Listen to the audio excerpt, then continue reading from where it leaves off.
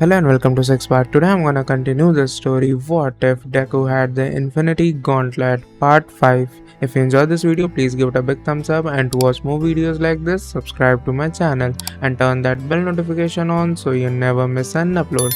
Now wasting no more time, let's begin. A throng of reporters and camera operators surrounded a woman in the middle of a busy street. The public was curious to learn more about the notorious apotheosis who had recently taken on All Might and revealed his secret to the world, and these people had finally located his mother. A reporter questioned, "When did you realize your son was a villain? Or did you always know?" As she attempted to move past the group of photographers and reporters obstructing her path on the sidewalk, Inko begged, "Please leave me alone." Another report asked accusingly, "Was it the way you raised Izuku that turned him to a life of villainy?" "That's not. Please allow me to go," Inko pleaded, eager to get home. With a microphone shoved in the poor woman's face, a more aggressive one asked, "Do you know why your son has turned out a villain?" Unbeknownst to them, outside the throng stood an individual a head shorter than the majority of the grown-ups, concealed by a brown trench coat, hat, and scarf to conceal his identity. With his hands in his pockets, the figure observed these media vultures harassing the woman. His digits quivered beneath the material, and all of the reporters' gadgets, cameras, microphones, and other, quickly stopped working. The reporters and journalists were like, "What the?" They had no idea what had happened. Because the horde was distracted, Inko took advantage of the situation and slipped past them. She gave a silent thanks to whichever god was keeping an eye on her. With a satisfied nod, the person wearing the trench coat turned to walk away. After all, he had a crucial reunion to attend. "Hospital, I lost," Bakugo said as he lay in his hospital bed, his eyes vacantly fixed on the ceiling. The doctor said something about him being released today and his parents coming to get him, but he hardly heard it. He couldn't stop thinking about that battle. "I lost to Deku. I was completely enthralled with that nerd." Katsuki growled fiercely at the area above him. "You've seen better days, Kachan," Bakugo said, flinching in surprise as he turned to see Deku seated in one of his parents' old chairs. The nerd appeared just as he had during their fight. He was naked, covered in blood splatters and dirt, and his left hand was strapped with a gauntlet. Izuku laughed and said, "Tell me, does it hurt? Does it sting? To be so completely useless?" Katsuki gave him a dagger-like look and said, "Maybe we should start calling you Deku." He yelled, "Shut the fuck up, leave me alone." Izuku got to his feet and grinned down at Kachan, saying, "Oh Kachan, you're by yourself already." He laughed. "Even me, your mortal enemy, has long since surpassed and left you in the dust where you belong. You've got no one," he said, stepping closer to the bed and bending over to directly address the blonde. "If you really want to beat me, take a swan dive off the roof and hope you'll be reborn with a better quirk." Bakugo jolted to consciousness. His large scarlet eyes scanned the space. After realizing it was all in his dreams, he relaxed. Nevertheless, Deku's final words in his dream kept coming back to him. "All over the city. Damn it, a cursed amorphous blob of green sludge." His sticky body pressed up against the alley wall. His form was enveloped in an enigmatic red aura that hindered his movement and escape. He was unaware of what had occurred. The sludge was just getting ready to break out of jail and find a new hiding place when this enigmatic person wearing a brown coat suddenly materialized and attacked him. The figure laughed and said, "Imagine my surprise to find you escaped from prison, Mr. Sludge," he said as he walked carefully up to the slime that was nailed to the wall, surprise and delight. The villain yelled, "Who the hell are you?" Izuku grinned as she took off her scarf and hat and said, "It's only fitting that I test my stone on the villain that helped start my journey. Plus I need to see if this works on mutation types after all." "It's you." The sludge recognized the child from the day, more than a year ago, when All Might splattered him. That's how he was initially taken into custody. "Don't worry, this won't hurt me," Izuku said, extending his infinity gauntlet to seize the villain's eye, the only bony portion of his body. The slime man's vision went purple, and he screamed in agony. Along the way at UA, Toshinori gazed out the teacher's lounge window. He could see the mass of demonstrators outside the school's front gates from where he was standing. People have started talking since the battle against Midoriya a week ago, when his true form was made public. They couldn't understand why their greatest hero had exaggerated his abilities. If the greatest hero was also quirky, then quirky people were wondering why they were never allowed to compete in the field of heroes. Outside were the quirkless and those whose quirks were weak, almost insignificant, and impractical. They were all carrying signs that read things like, "Symbol of lies," "Just like us," "Lie might," "No false gods," and "Quirkless isn't weakness." A voice beside him said, "Since yesterday, there have been more of them." It was Aizawa who entered the room, and Toshinori knew without having to turn around. "After everything we do for the people, they turn on you this fast. It sometimes makes you wonder why we even do it," he said. The scrawny man sighed. "You have to see it from their perspective. Many people who lack a quirk or have an impractical quirk who had dreams of being a hero just like young Midoriya did, and just like him were denied a chance to even try," he said with a sad face. "I'm beginning to believe that prejudice prevents them from competing in our arena, rather than the original belief that it's for their own safety. It's unfair because I'm biased too," Aizawa said, knowing all too well how that felt. Despite having an absurd quirk, he was one of the few fortunate people to be given the opportunity to save lives. Off topic, but Katsuki Bakugo was released from the hospital, he said. Their student had multiple injuries, including a broken right arm that required surgery, a dislocated left arm, a concussion, and several cracked ribs. Midoriya really gave him a hard time. Compared to him, the other students got off easy. "From what I was told, Bakugo and Midoriya have a history together," Toshinori said. "Based off of young Bakugo's personality, not a good history, I bet." Aizawa remarked cynically, "I can only imagine Midoriya's joy at being able to use all that power against a boy you have a lot of bad feelings for. How could he not give in?" "What about the others? How are they doing, may I ask?" Toshinori. The homeroom teacher, who was furious that a few students had gone to a junkyard to confront Midoriya, said, "Still on house arrest, without missing a beat." After Bakugo was taken away by the paramedics, Aizawa immediately chastised the students, placing them all under house arrest for a fortnight due to their careless actions. Toshinori acknowledged, "I can't say I condone what they did, but I admire their bravery." Aizawa crossed his arms in disgust, saying, "Doesn't excuse nearly throwing their lives away. Luckily Midoriya is a merciful villain." "I wouldn't go so far as to call him merciful," Toshinori remarked, adding that the child had done everything in his power to harm him severely by disclosing his true identity to the public. "Well, that's good. Both of you are present." They turned to see the diminutive form of Principal Nezu by the door, carrying a bright yellow shopping bag, as a voice said as it entered the space. "You've been where all morning?" Aizawa inquired. The mouse-bear creature gave a simple explanation, "Comic book stores." "Comic book shops?" they both inquired. Nezu approached the two men and said, "Let me explain. Based on what you told me, I've been researching Izuku Midoriya's device." He paused dramatically and said, "I searched up the words Infinity and Gauntlet and found something rather interesting. I then went around every comic book store in the city until I found this." He reached into the bag, pulled out a book titled Infinity Gauntlet, and held it up for them to see. Nezu handed Aizawa a comic book and said, "This is a Marvel Comics from a long time ago, before the age of quirks began." "You have to be kidding me," Aizawa exclaimed as he studied the cover, observing the figure with purple skin, almost exactly like Midoriya's version but with 6 stones instead of 5. The character had a gold gauntlet on his hand with different stones attached. "I fear not," Nezu scowled. "Are you implying that he saw a comic book and used the inspiration to construct his gauntlet?" Toshinori was astounded by this. "Yeah," Nezu remarked as Aizawa started to page through it. "It looks like Midoriya enjoys these comics." Shota started looking through the pages for any potential connections and said, "This is impossible. It pains me to say it, but young Midoriya is incredibly intelligent. In all honesty," All Might stated, "if his gauntlet is based off the one in the comic book, then how did the heroes in that beat it?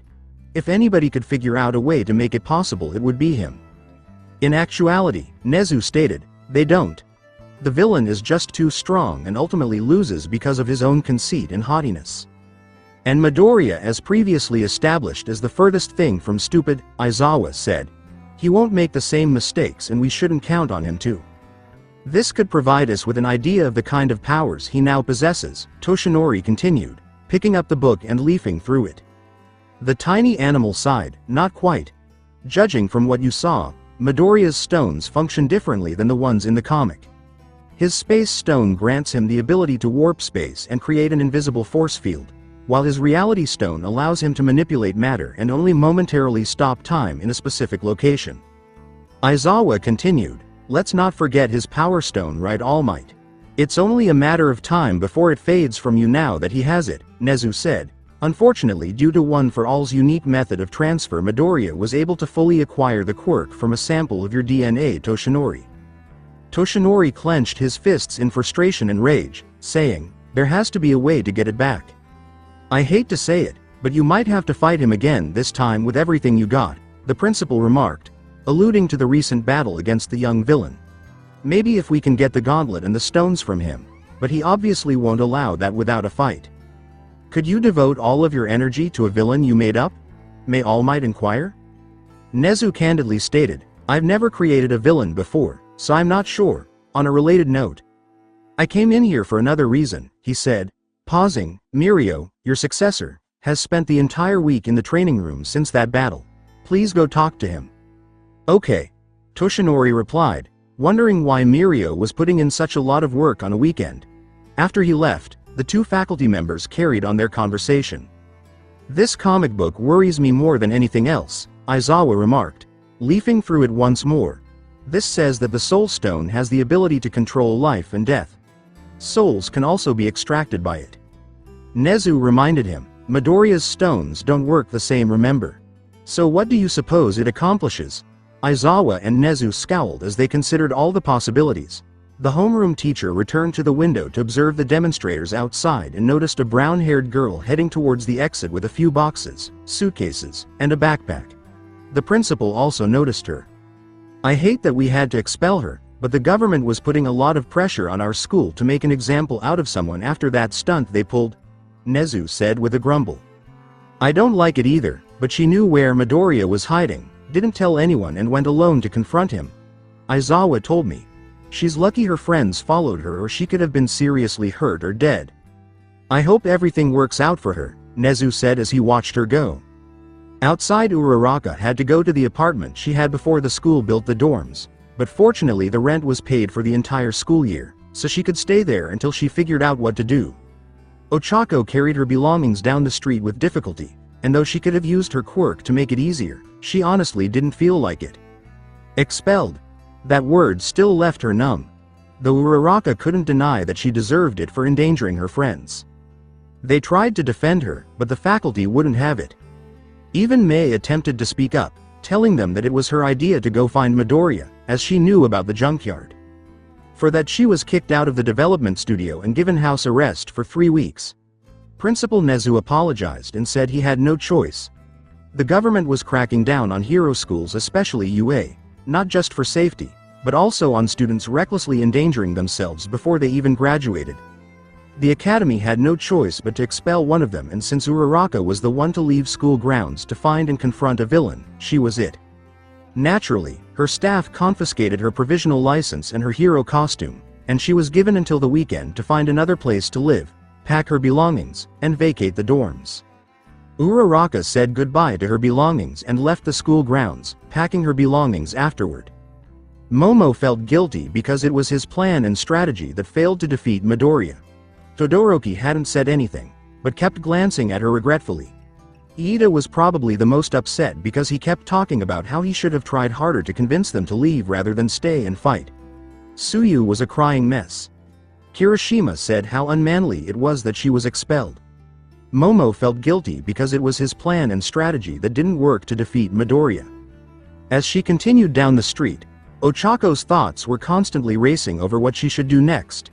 She hadn't even informed her parents that she had been expelled from the United States, so while she could apply to other hero schools across the nation, it might be challenging given her history of expulsion. It had started to rain, which made her already unpleasant mood even worse. Oh great, she sighed as drops of water hit her head. Just when she thought things couldn't get any worse, she tripped and dropped all of her cases on the sidewalk. She bent down to pick them up and tried not to cry out of frustration. "Could I lend you a hand?" Uraraka didn't look up, but she noticed a pair of black boots standing in front of her as a voice asked. "No, thank you." Before she could finish her sentence, The rain parted and her boxes began to levitate. The villain who had thrashed them all a week ago was there, in broad daylight, and Izuku was smiling down at her as Uraraka started to look around to see if anyone else was seeing him. Then perhaps you need a friend. A gold gauntlet-covered hand with a purple stone inside the palm entered her vision. Ochako looked up in surprise to see Izuku standing there with his hand held out. The girl was too shocked for words. The people around us will ignore me unless I do something to directly grab their attention, he stated in the most straightforward manner he could. What would you like? Ochako, who was watching him closely, questioned. I would like to talk to you, he said. Is there a private place we can go? She appeared uncertain, so he said, I swear I won't hurt you. Okay. The ex-student swallowed nervously and chose to believe him. I have an apartment not far from here, Izuku said, nodding as she assisted with carrying her things. Workout room. The boy was practicing when Toshinori interrupted him with a Mirio call, causing him to stumble and almost fall face down. Fortunately, he managed to phase through his clothes and the floor before he embarrassed himself. Quickly popping back up from the ground, the third year quickly put his pants back on. All right. Mirio bade him hello. The hero reprimanded, young Mirio, I've been told that you've been training here all week, and you've barely taken a break. That's not good for your health. Having the grace to appear a little embarrassed, the other blonde said, I know. It's just, after what happened last week, and then those protesters showed up. All I have to do is get stronger. You probably feel angry at Midoriya for what he's done, Toshinori said, sighing and looking down. Believe me, I feel even more frustrated than you do, he said, walking over to the person who was meant to be his successor. I feel bad for him, Mirio abruptly cut in, I'm not mad at him. Are you coming again? I think I understand now, Mirio. After what you told me about him, I think he's lost and just very angry at the world. Put myself in Izuku's position, and I think I would be similar to him. Well, what can I say? Toshinori was speechless. I wish for his rescue. Mirio turned to his teacher and said, he's just a boy who's given up on heroes. That's why he wants to create a new hero society. I'll be his hero if that's what it takes to convince him that there's still hope, he exclaimed with a great deal of optimism. Mirio, Toshinori proudly said to his successor before putting on some more makeup. You're 100% correct. We'll take back One for All and free Midoriya from the grasp of evil if that's what it takes. He grinned his signature smile and continued, forgetting his earlier conversation about treating the boy as an enemy. Young Midoriya is a villain that needs to be saved, not pummeled into oblivion, he said. It wasn't wrong to hold on to the hope that Izuku could be brought back. A bit naive perhaps, but not wrong. Why? Since we're present, they both gave a joint shout. Toshinori's remark, now the only problem is, I have no idea what young Midoriya will do next, abruptly soured the atmosphere. Not one? The hero shrank back to his slender form in a cloud of smoke and asked Mirio a question as an unpleasant thought suddenly occurred to him. I think there is one person who might know, but it's someone I hope to never talk to ever again. Elsewhere, Izuku said, this is a nice apartment, setting down the bags. It was compact but comfortable. See, may I get you a drink, please? A villain in her apartment? How could Ochako not be nervous? She stammered nervously. The green-haired teen stared down at his gauntlet and said, You're afraid of me? All this power I wield, against heroes. Uraraka finally broke the awkward silence for a minute, saying, You should be afraid, which was an honest statement. I'm so terrifying, he said playfully, his hands raised like claws, hoping to lighten the mood. How much time have you spent organizing this? She inquired. Izuku was honest with her, saying, About a year ago, way before I met you in May. Just explain why, please. Uraraka begged. Izuku walked over to the window in her apartment and said, Because I can't stand this world we live, with a scowl directed at the ground. For years I was treated as an outcast, a stain on society, for the simple act of being born without a quirk. I had no use to the world, no purpose, and no reason to even be alive, in everyone's opinion. He stopped and put his hand on the glass, saying, I felt so alone. So I wanted to be a hero, because I figured there were more people out there like me. I reasoned that perhaps if they witnessed the heroic transformation of an eccentric person, it would inspire hope in them that things aren't as bad as they seem. Then I met All Might, And here I thought the hero who preaches that anyone can be a hero would believe in me, but no, it turns out he's just like everyone else. I just wanted to do right, and instead I was met with scorn and ridicule from people like Bakugo," he said, his tone turning angry. Izuku turned to face her and said, "I figured if that's what it takes, then I'll become the most powerful person on the planet and change the rules of society. Power is all that matters to him and to everyone." Is all of this mayhem simply intended to mold society to fit your ideal? Uraraka was shocked to learn that was his motivation. "I didn't twist anything," Izuku said with a grin. "All I did was shake things up and expose All Might for the fraud that he is. But all that destruction you caused was necessary to show the world what I'm capable of," he said. "I merely challenged the status quo, and since the current hero society is held together by such flimsy threads, it's all starting to unravel." "Due to you," countered the Gravity Girl. "Would you prefer that someone else bring down society with evil intentions, such as the League of Villains?" Izuku counter-argued. "You're claiming that you don't mean any harm?" Ochako gestured toward him. "Indeed. After everything they did to you at UA, I would think you Uraraka would understand better," he said, glancing away as she turned away sadly. "All I want is to create a new hero society, a real one, a solid one that isn't built on lies and the broken dreams of others." "What topic are you discussing?" She gave him a scowl. Izuku approached the girl and circled her, saying, "It's pretty obvious, isn't it? I saw you leaving the academy in street clothes carrying your stuff." He stopped in front of her and said, "They expelled you, didn't they? Why did you come to Raxus Junkyard?"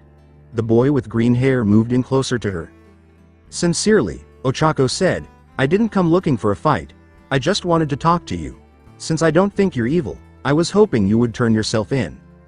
"That was brave of you," Izuku said with a grin. "Very heroic of you too, and your friends followed you there, I'm guessing." "Yes, Izuku tipped his head. "You tried to do the right thing and look what happened, they expelled you. Do you know why?" "Because I carelessly put myself and others in danger," Ochako restated what the principal and Aizawa had said. He reminded her, "But your intentions were good. Ask yourself, why didn't they expel Bakugo? He did not come to assist the others or you." Ochako's eyes widened as she realized he had a point. The explosive hothead must have broken more rules than she did. "The answer is simple. He just wanted to fight me, and he didn't even have a provisional license. After determining that you were the least valuable of all of you, they let you go." "That is untrue," he was yelled at by Uraraka. "Bakugo is so powerful that they can't afford to lose the top student in your year." Izuku kept going despite the fact that she was crying. "They need him to be a hero. That's why they don't try to improve his behavior and why they're letting him get away with reckless endangerment, while you, a girl with much less power, is expendable to the hero profession. However, that is unfair," she sobbed, asking, "Why is it that way?" "Well done. Like I did. You're beginning to realize that power is all that matters," Izuku said, extending his arms. "In Ochako Uraraka, this is the world in which we live. This society is built on empty, hollow pillars, precariously balanced. Real heroes don't exist, and nobody cares about doing the right thing." He turned to look out the window again. "I've tipped that balance, and now everything is falling apart. There are still protesters outside the United States of America. Sadly, the government is reluctant to change, and why should they change when they've got the ultimate hero All Might up their sleeve? Soon more people will start seeing the cracks and flaws in our hero system, and then they'll start wanting change," he said with a light laugh. Ochako was beginning to see his strategy. All Might isn't what he appears to be, except that now that everyone knows the truth about him, he can no longer be seen as the symbol of peace. "Now you're getting it," Izuku said to her once more. "One more major push and the government will have no choice but to turn to someone else." It finally clicked for Uraraka why he did this. No matter how intelligent a quirkless boy he was in this power-obsessed world, no one would listen to him. But now that he was one of the strongest people in existence, Izuku would actually be taken seriously. "You mean you?" He simply smiled at her instead of responding. "How would you like a job, Uraraka?" Izuku made a suggestion. "What sort of position?" she inquired. "What would it be like to truly be a hero?" Izuku extended his right hand to her and said, "You mentioned you wanted to be a hero so your parents can live comfortably. That's a very noble cause. But if you work with me, we can make sure even more people live comfortably." His actions made perfect sense, and his words, "We can fix this broken hero system, so people like us aren't tossed aside like trash anymore," were becoming more and more alluring to her.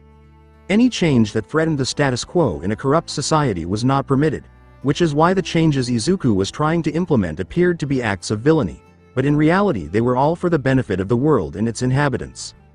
Ochako reached out and took his hand slowly, as if she could still fulfill her dreams of being a hero in Izuku's new world, even after UA had declared her unworthy and expelled her.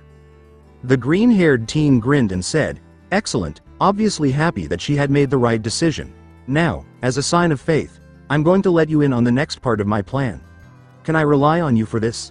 Instantly, Uraraka gave a nod. Tartarus pension. "This is really unexpected," grinned a nearly faceless man strapped to a chair and life support equipment. "The great symbol of peace, coming to see me," he said with a dark laugh. "Going back to where you committed your crime." "You're as cheerful as ever," said All Might. "You'd think having your face smashed in would rob you of some of that humor." "You took nearly everything else, including my freedom," All for One grinned. "My humor is one of the few things I have left. I want to talk about something else, but we could argue all day who took more from them," Toshinori said, looking at the clock in the interrogation room. "Even with his reputation, we only have 15 minutes to speak with the villain," he said, looking at the impenetrable glass behind which All for One was grinning like the cat that got the canary in spite of his predicament. "Now go on," the antagonist jeered. "How did you treat him?" May All Might inquire. You'll need to be more detailed because, after all, he had done a lot of things to a lot of people." "Mizuku Izuku. How could you have hurt that boy?" When that name was mentioned, All for One's smile got bigger. "How did I treat him?" The villain asked his adversary. "I should be asking you that. What did you do to Izuku?" "Stop the nonsense," All Might angrily yelled at him. "I can understand your desire to make my master's grandson a villain. But why include Midoriya in it? Why make him so twisted when he has nothing to do with us?" Here's where All for One started laughing. "You are correct. He has nothing to do with good guys and bad guys. Is it correct that quirky people should continue to reside there?" he said with a thick layer of sarcasm. Izuku's worst traits were brought out by that very thought.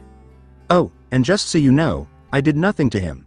That boy was already perverted before he ever arrived at the League of Villains." All Might disputed, saying, "You're lying. You crushed his hopes and dreams, yet I'm in here while you're out there." The anonymous villain scowled.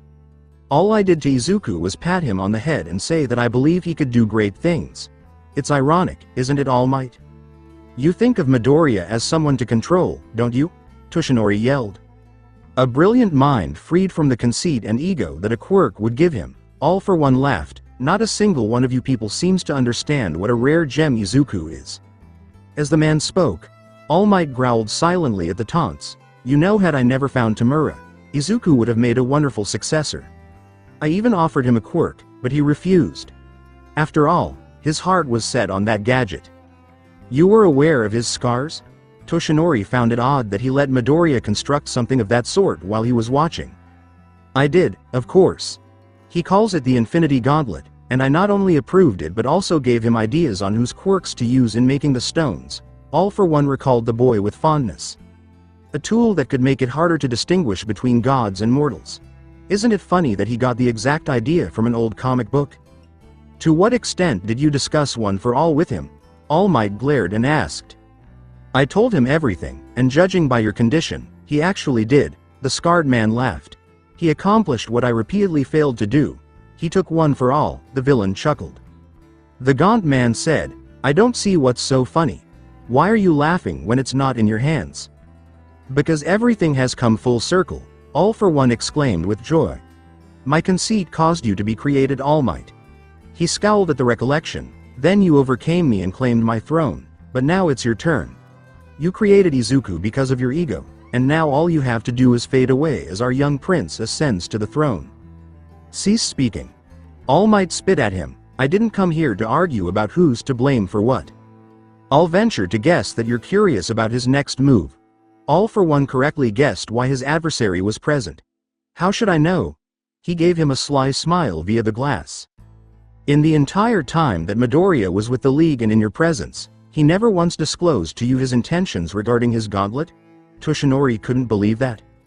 Oh no, he explained to me his goals, which included rebuilding this hero society from the ground up, but he never explained how he intended to get there. May I share my theory with you? He continued, taking the hero's silence as a yes. Izuku is planning to start a war between heroes and villains, if I had to guess. Smiling slightly, he continued, imagine it, the quirky boy that everyone deemed useless, both sides clamoring to win his allegiance. A war that he will be the deciding factor in. Which side has what he desires most is the only question. All Might cut him off, saying, he would never get away with it. The government would never cave in to the whims of a teen. A genius teen that figured out a way to make impossible things possible, changed to. You should really have more faith in your soon-to-be ruler. That is not going to occur, Toshinori said, getting up from his chair. It's not happening. Do not approach the glass, please, over the intercom, a loud voice said. And how can you put an end to him? The wounded man chuckled, the last vestiges of the once powerful peace symbol now on the decline. Unlike what you did to me, you probably can't even bring yourself to cry into him. To add even more salt to the wound, he said, what a world we live in. I imagine the guilt is too much for you, knowing you are the one who broke him down in the first place. Villains are created by heroes. No wonder Izuku wants to change it, Toshinori said, finally gathering enough courage to turn around and march out before his visitation time ran out, but not before hurling one last blow at his adversary. He left him there in his cell after saying, even if he does create a new world, you'll never get to see it. Now that he was by himself, All for One laughed to himself, All Might, adding, my only regret is that I won't be able to see the look on your face when you find out what Izuku's soulstone does. As he thought about the impending social change, the only sound accompanying him was the sound of his life support systems. Afterwards that evening, Asuma Kenichi was a thin, pale man in his early 20s who was waiting for his brother to meet him at the parking garage where other criminals and villains congregated to plan jobs and find recruits. Both Asuma and his brother had peculiar qualities that made them highly desirable for most premeditated robberies. Upon noticing that the garage appeared strangely abandoned, a rarity in this area unless a high-ranking hero was present, he heard footsteps coming from behind and turned in time to see a figure emerge from the shadows. Who was there? Asuma called. Stepping into the light, he finally recognized who it was. The green messy hair was a dead giveaway. This kid was what everyone was talking about lately after the way he exposed All Might. Also, it came to light in the media that he was Apotheosis, the very strategist that he worked with on a few bank jobs in the past, back before the kid decided to go pro in his villainy. Oh hey kid, it's been a while. As he approached him slowly, Izuku grinned and said, you've been doing fairly well for yourself. Stopping a few yards away from the criminal, the boy said, taking that bastard goody two-shoes All Might down a peg. Asuma Kenichi, Izuku finally said, grinning as he recalled the notes he had made about them. You and your brother have interesting ocular quirks. He had X-ray vision, and you have eye stamp, a special ability that allows you to place fully functional eyeballs on any surface that you can see through.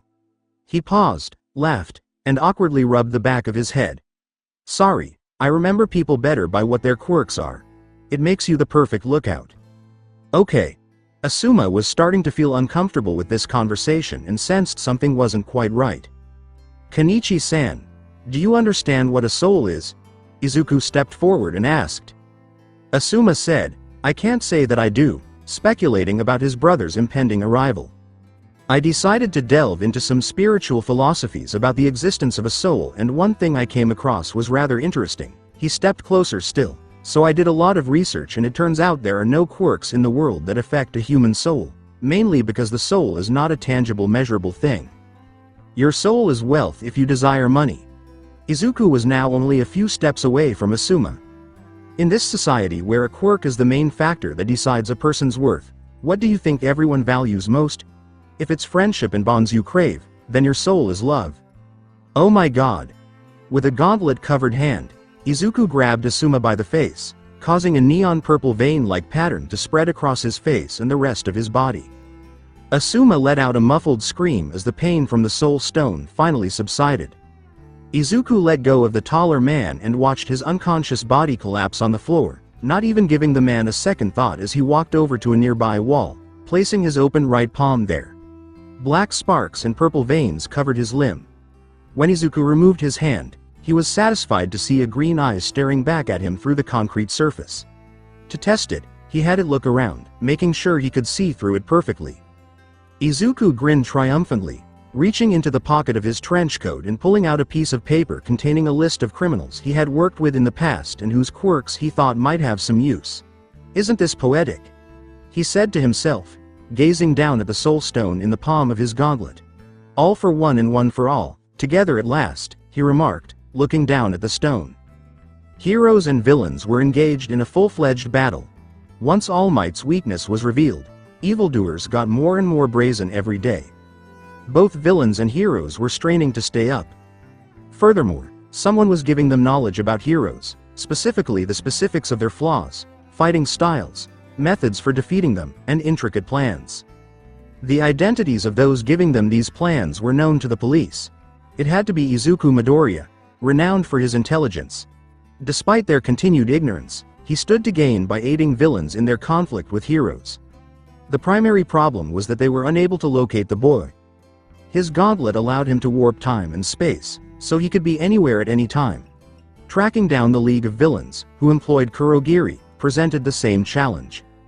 Regarding the League, with Midoriya as an ally, their movements had also grown more audacious.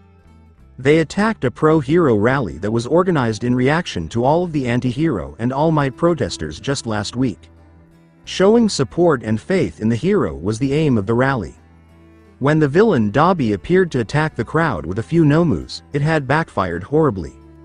Regretfully, the only heroes who attended the rally were low-ranking heroes trying to boost their reputations. They were helpless against the upgraded artificial monsters.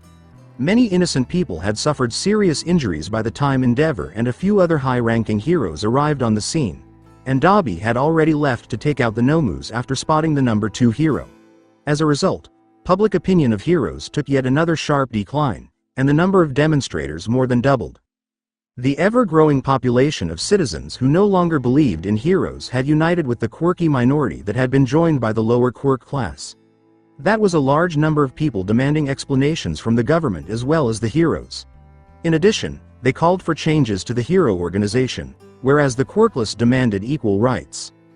The eccentric citizens have long cried out for equal rights, but they were never given a voice because no one gave them any attention and they lacked an inspiration. That was the role of Izuku Midoriya. These people were given hope and the impression that they were not as weak and defenseless as the majority of the world made fun of them for when he made his debut with his peculiar state and seemingly endless power. That same team later disclosed All Might's quirkless status, solidifying the idea that, given the chance, quirkless people can also be strong. The situation is getting worse as a result of the top hero's silence on the subject.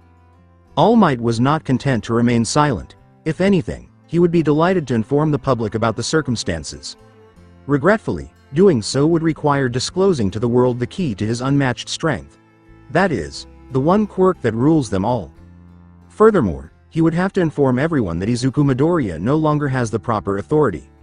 Nobody wanted to be accountable for the ensuing panic that would ensue. Every day, pressure was applied to the administration of the Prime Minister, encompassing the Hero Public Safety Commission. Typically, All Might was a representation of the government's might and a source of blissful assurance to the populace that everything would be okay. All of that, though, hinged on the hero upholding his unwavering reputation. The government's control over a populace endowed with superpowers was gradually eroding as the truth about the condition of the peace symbol came to light. Izuku Midoriya applied his powerful hand to that swollen chest just as faith in heroes was starting to fade. Shad Cafe Ochako said, "What are we doing here?" Izuku sat down across from her and said, "You are enjoying a coffee and bagel." He then placed the food and drink on the table in front of her. "I'm anticipating something," he said, glancing at his watch. Uraraka asked herself, "Aren't you hungry?" as she helped herself. The fact that he brought her here this morning seemed strange. The green-haired man with the gauntlets seemed to want to show off the next step of his plan that he was carrying out. Izuku turned back to look at his watch and said, "I ate before I arrived." Here they were, in the cafe's outdoor dining area, in the middle of the day. He didn't give a damn that anyone would see him. What could anybody do to him? First of all, he would be long gone by the time heroes arrived, even if they called for them. Second, the notice me not quirk that the soul stone bestowed upon him made him remarkably unnoticeable to the unobservant observer. A young adolescent girl with brown hair would appear to be sitting alone out of the corner of their eyes. Ochako asked, sipping her coffee, "What are you waiting for?" She hadn't agreed to his proposal to change the Hero Society in a while. That entire night, they had been discussing the next phase of his plan and his actions once he gained authority. They got together over the following few months to talk about what would happen. Izuku did not want to keep her in the dark. This included disclosing to her his affiliation with the League of Villains and other antagonistic groups. "You'll see," Izuku said as he eased himself back into the next phase of his scheme. Surprisingly, Ochako had maintained contact with her friends back at UA. Interestingly, Izuku never put any pressure on her to provide information about the school. More evidence that he wasn't utilizing her. Once, he did inquire about Tenya and Shoto.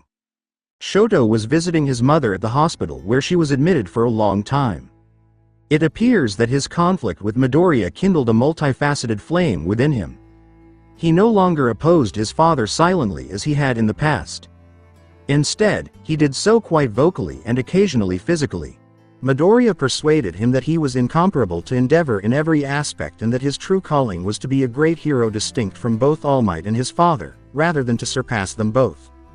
There was nothing Endeavor could do to his disobedient son that wouldn't spark a scandal in the press. Shoto was a well-liked student at UA after making an impressive debut at the sports festival, but he was able to brush aside incidents involving his wife and missing firstborn son. Additionally, he was currently unable to touch the hot and cold boy because he was living in the dorms. Tenya kept himself occupied by participating in work study and training. The agency where his brother had previously worked was where he was employed. He was using his grief over his friend's expulsion from the school to improve himself in the hopes that no one else would experience something similar. It appeared that, after all, he was doing as Izuku had advised. Occasionally, Tsuyu, Momo, and Kirishima, Uraraka's other friends, would drop by her apartment to check on her and discuss the situation. Izuku always avoided eye contact with them when they visited. The moment they knocked on the door, they warped away. Nobody had any suspicions that the ex-UA student was surreptitiously collaborating with the notorious Apotheosis. "And here he comes," grinned Izuku, glancing across the street at a towering man with a green mask tucked under his fedora and a yellow suit. "The big head killer. I heard a rather interesting tip in the underground that he would be committing one of his random acts of violence, right here at this time at this street corner," he continued. The moniker, Big Head Killer, refers to a psychopath who wore an eye-popping bright green mask that made his head appear abnormally large. A lunatic who enjoyed carrying out extremely elaborate public murders, akin to the antagonists in vintage animated series. Descending anvils or pianos on defenseless people, detonating absurd-looking bombs in buildings, and operating Rube Goldberg machines that resulted in fatalities. Because of his peculiar behavior and ability to turn his body into liquid and slither down drains, the villain was never apprehended. He did, nevertheless, have underground pals. Izuku persuaded friends to let him know where the murderer would strike next.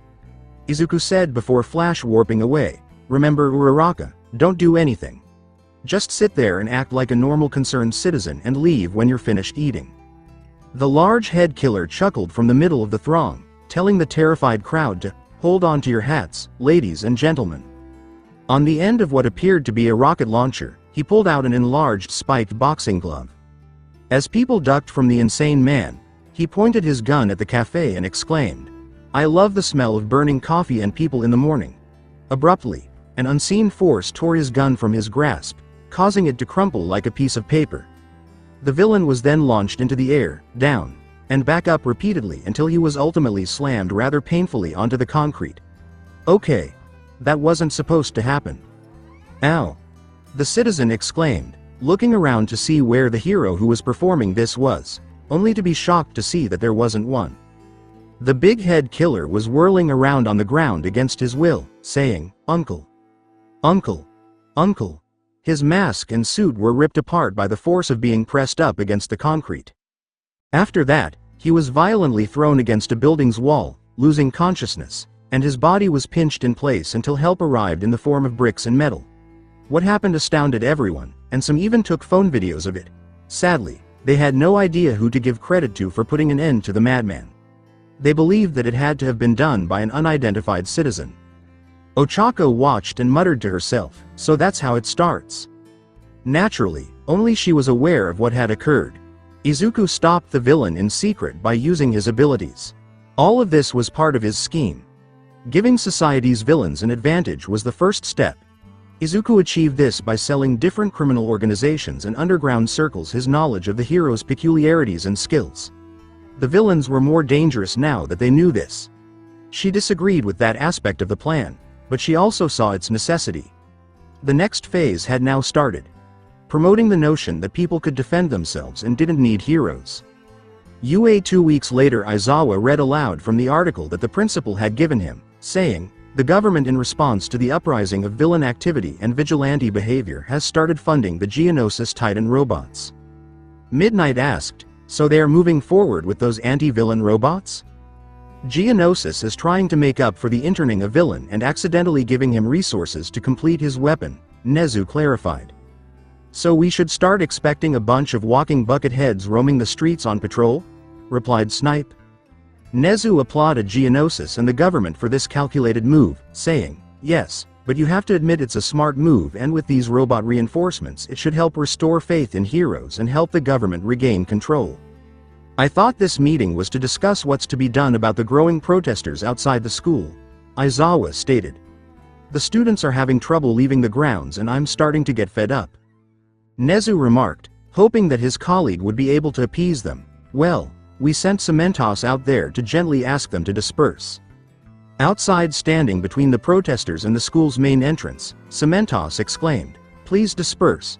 We understand that you have the right to protest, but you are obstructing the students from entering and exiting the academy." A figure in a baggy hooded coat stood in the back of the crowd, laughing, his hands in his pockets as many shouted and argued. "They dispatched Cementos?" With a sly smile, he took his left hand out of his pocket to reveal the golden gauntlet he was concealing. Nobody saw the red reality stone glow brightly and say, "You're making this too easy, UA." Just as the demonstrators persisted in hurling insults at the teacher, concrete pillars appeared out of the ground in front of them. The people dispersed and went into panic when they saw the UA's staff use force. The threat of violence surprised everyone, and the media was going to love it. Cementos was taken aback, unsure of what had happened, but he had undoubtedly refrained from using his quirk. He would never use it against protesters or innocent bystanders. Izuku merely grinned and turned to leave with a casual demeanor. His impersonation of the teacher's eccentricity would only serve to stoke further anger toward heroes in general as well as UA, which is precisely what he desired. It was now time to enjoy the benefits of all the right buttons he had pressed. Office of Prime Ministers. The Japanese Prime Minister at the moment, Akira Toriyama, was returning to his office. He had just concluded a meeting with a representative from Geonosis Tech and his defense committee. Following review and approval, orders were issued to start mass-producing Titan robots. The nation would have its first legion of mechanical law enforcement officers in less than a week. With any luck, that will lessen the increasing number of villain attacks. Attacks by villains were not the only thing increasing. Because there have been multiple incidents where hapless bystanders have begun to take up arms against villains when heroes have not been present to save them, and in some cases, even when heroes have been present. As if things couldn't get any worse, people started acting as though the laws prohibiting the use of quirks no longer applied to them. The government might be facing a revolution if this kept up, if people's confidence in heroes wasn't restored. It seemed strange that the lights were off when he entered his main office.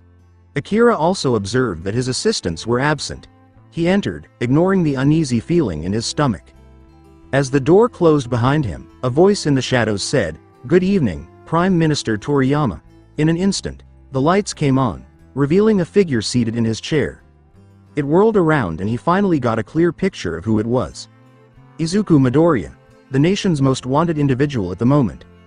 The minister felt frightened and the boy said, "Don't bother calling for help, or I'll bring this entire building down before you can even finish your sentence." Sweaty, Toriyama remained rooted to the center of his office, asking, "What do you want?"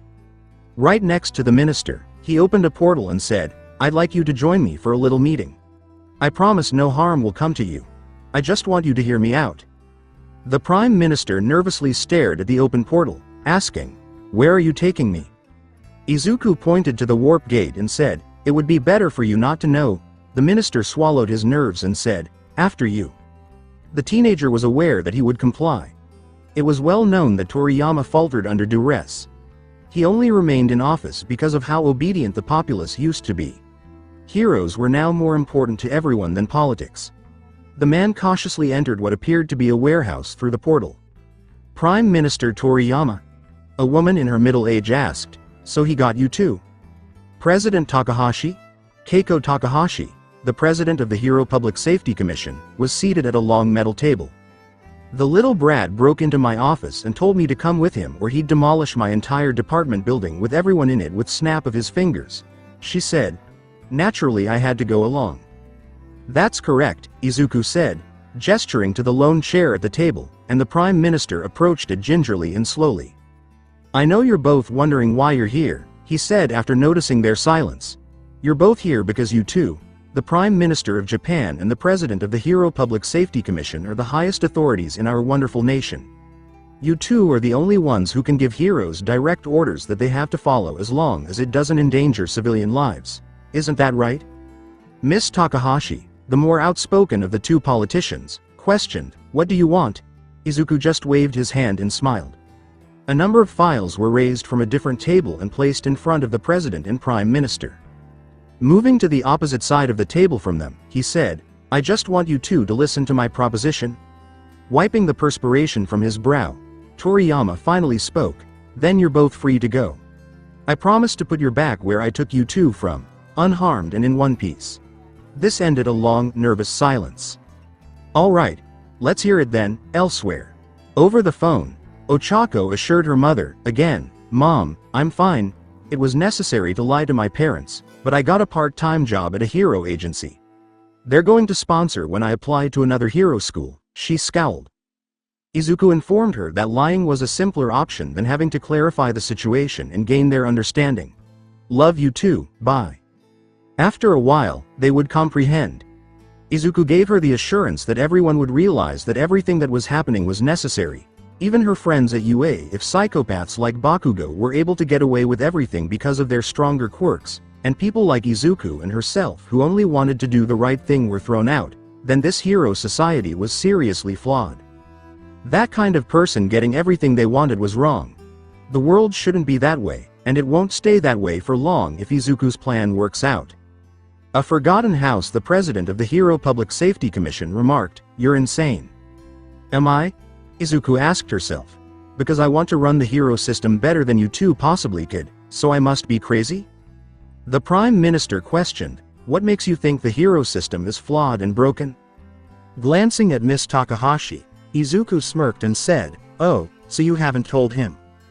Toriyama turned to face her and asked, "Told me what?" "That's enough," she said, making a pathetic attempt to shift the conversation. "We're not here to discuss me." "There's where you're mistaken, President Takahashi," the boy with green hair laughed. He took another set of documents off the table and threw them in front of the Prime Minister, saying, "This has everything to do with you and your cover-ups." He took another file with classified information on Endeavor and handed it to Minister Toriyama, saying, "What she's trying to hide is the multiple failures by heroes as well as the kind of people some of these heroes really are. This is the stuff that the media doesn't report on. Read the part about his wife and firstborn son." Akira exclaimed, "My God," after learning about the man's treatment of his own family. "And he's the number 2 hero.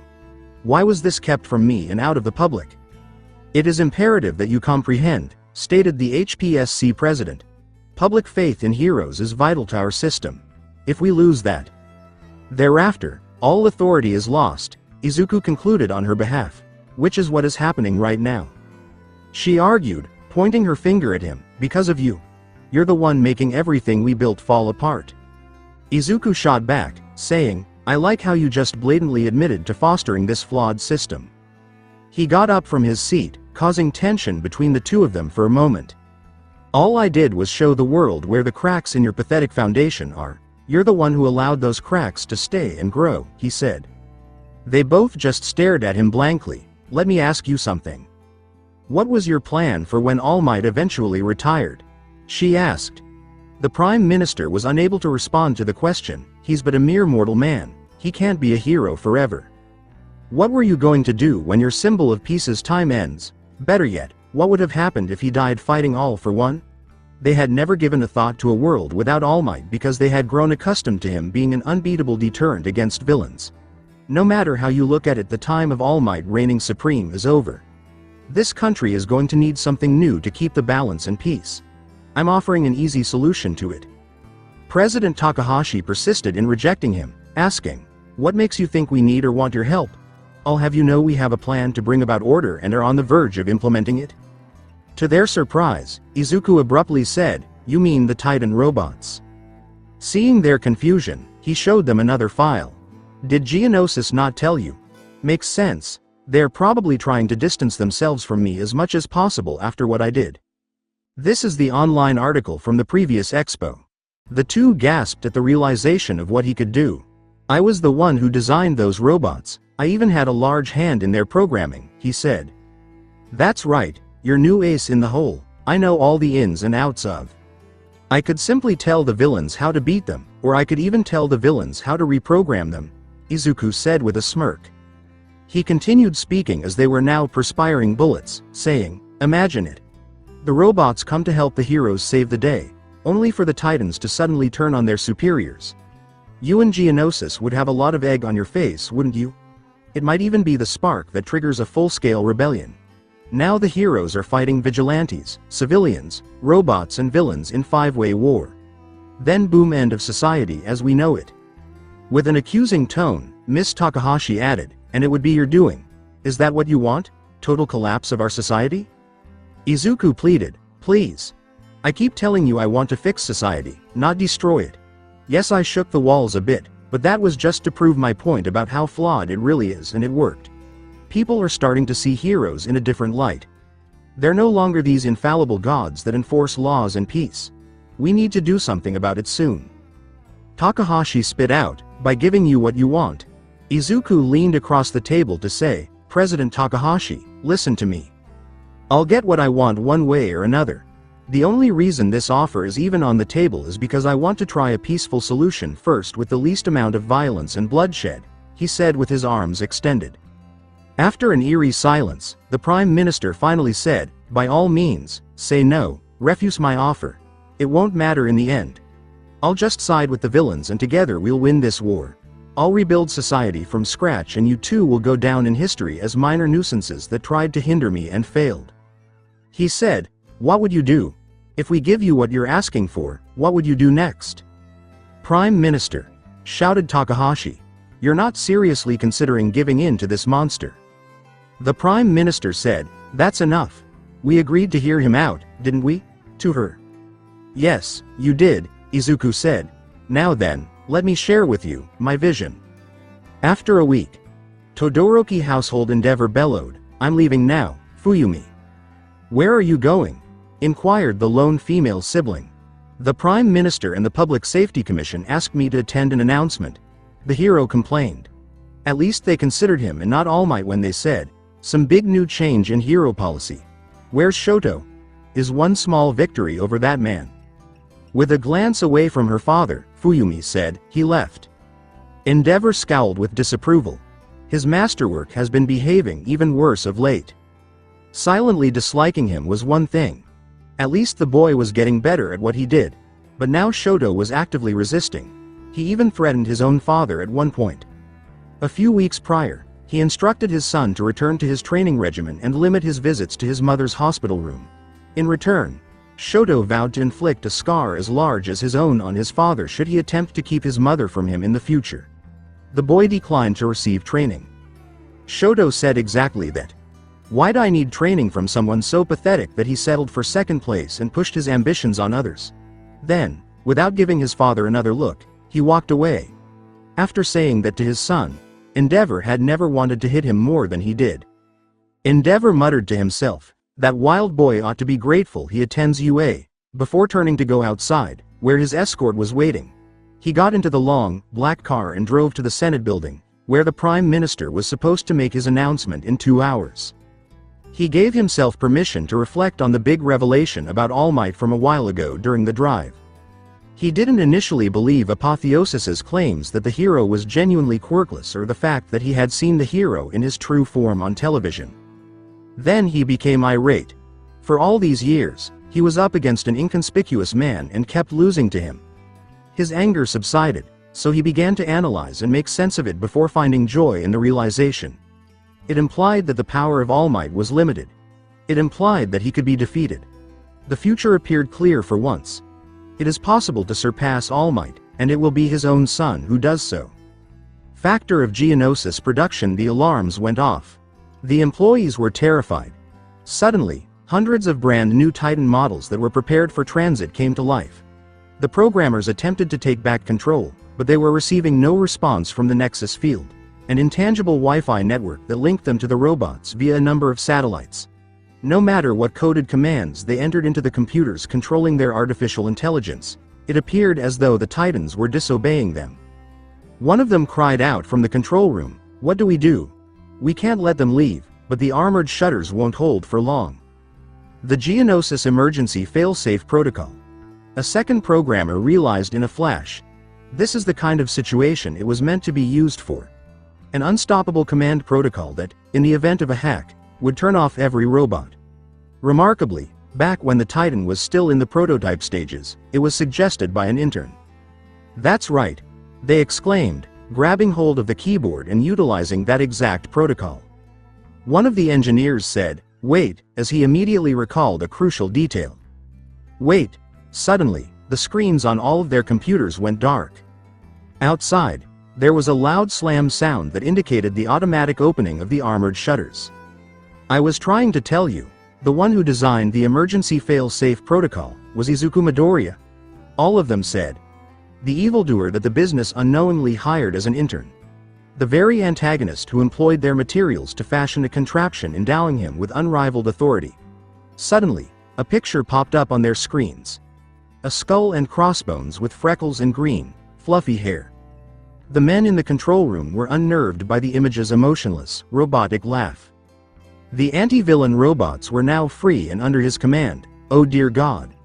The encrypted virus they had unintentionally run through the systems had cut off their phones, so they were unable to even call to warn anyone.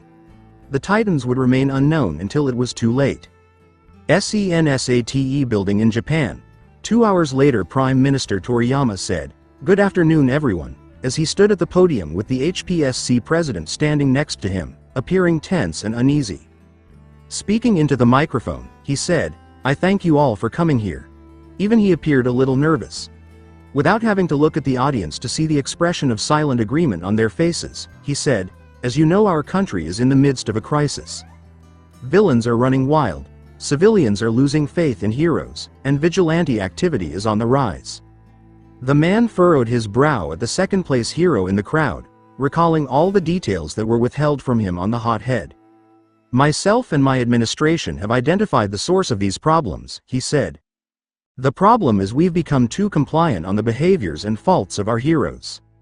We've become so dependent on All Might that we've let our standards for heroes slowly decline over the years." Endeavor surveyed the outdoor meeting. It was strange that they were holding this outside. Normally, these are held inside the Senate building rather than in front of it.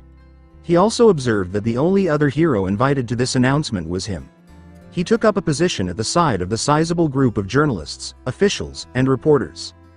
The Prime Minister paused to give that some thought before saying, "That ends today. With the help of the Senate, we've decided to establish a new department that will review, manage, and in some cases suspend hero activity in our country." Words of murmurs moved through the crowd. The Commission President winced a little as he said, "This Department of Hero Regulation will have power and authority equal to and to a certain extent greater than the Hero Public Safety Commission." The audience seemed happy to hear that. "We hope that we can usher in a new golden age, with heroes truly worthy of that title." It appears that they were all in favor of this concept. Prime Minister Toriyama gulped nervously at that point. Endeavor allowed himself a tiny smirk, thinking they were talking about him. "Now as for who will be the director of this new program. It is someone that may come as a bit of shock to you, but I assure everyone that he is fully qualified and ready to take this position," he said. "If not, Why did they invite him to this pointless announcement? The Prime Minister said, "May I present to you all," and waited for everyone to fall silent. Endeavor rose and proclaimed himself the first director of the new Hero Regulation Department. Izuku Midoriya. The man was startled as a portal appeared behind him, revealing the green-haired adolescent in an impeccable gray suit, matching tie, and a specially fitted left sleeve that flaunted his infinity gauntlet for all to see. The Prime Minister moved aside as the well-known villain approached the podium. "Prime Minister Toriyama, thank you for your introduction." Izuku grinned and used his powers to move the podium a few inches lower. There were shouts and roars from the crowd. They were aware of Midoriya's target. Since he was the one who revealed All Might's weakness to the world, everyone was familiar with Midoriya. The notorious bad guy they called the Golden Gauntlet. Also referred to by police and heroes as Apotheosis. The Prime Minister snatched a microphone off the podium and exclaimed, "That's enough." With a slow, collected voice, the crowd said, "Everyone calm down and let me explain," and gradually lost their volume. "Now I know this is shocking, but Midoriya here has proven himself and his intentions to me. He truly wishes to dedicate himself to improving the hero system," he told the public. "For those reasons, along with his immense intellect and great power, I've granted him a full pardon for his crimes along with political immunity." Izuku grinned once more and said, "And I thank you for giving me amnesty." He started to say, "I promise you won't regret this," but was interrupted by a ball of fire being thrown at him. Fortunately, he was able to react quickly and send it elsewhere by opening a portal. How rude. With a stomp through the crowd, Endeavor cried out, "What the kind of farce is this?" There was no other option, Toriyama argued. This was the best option to end the chaos.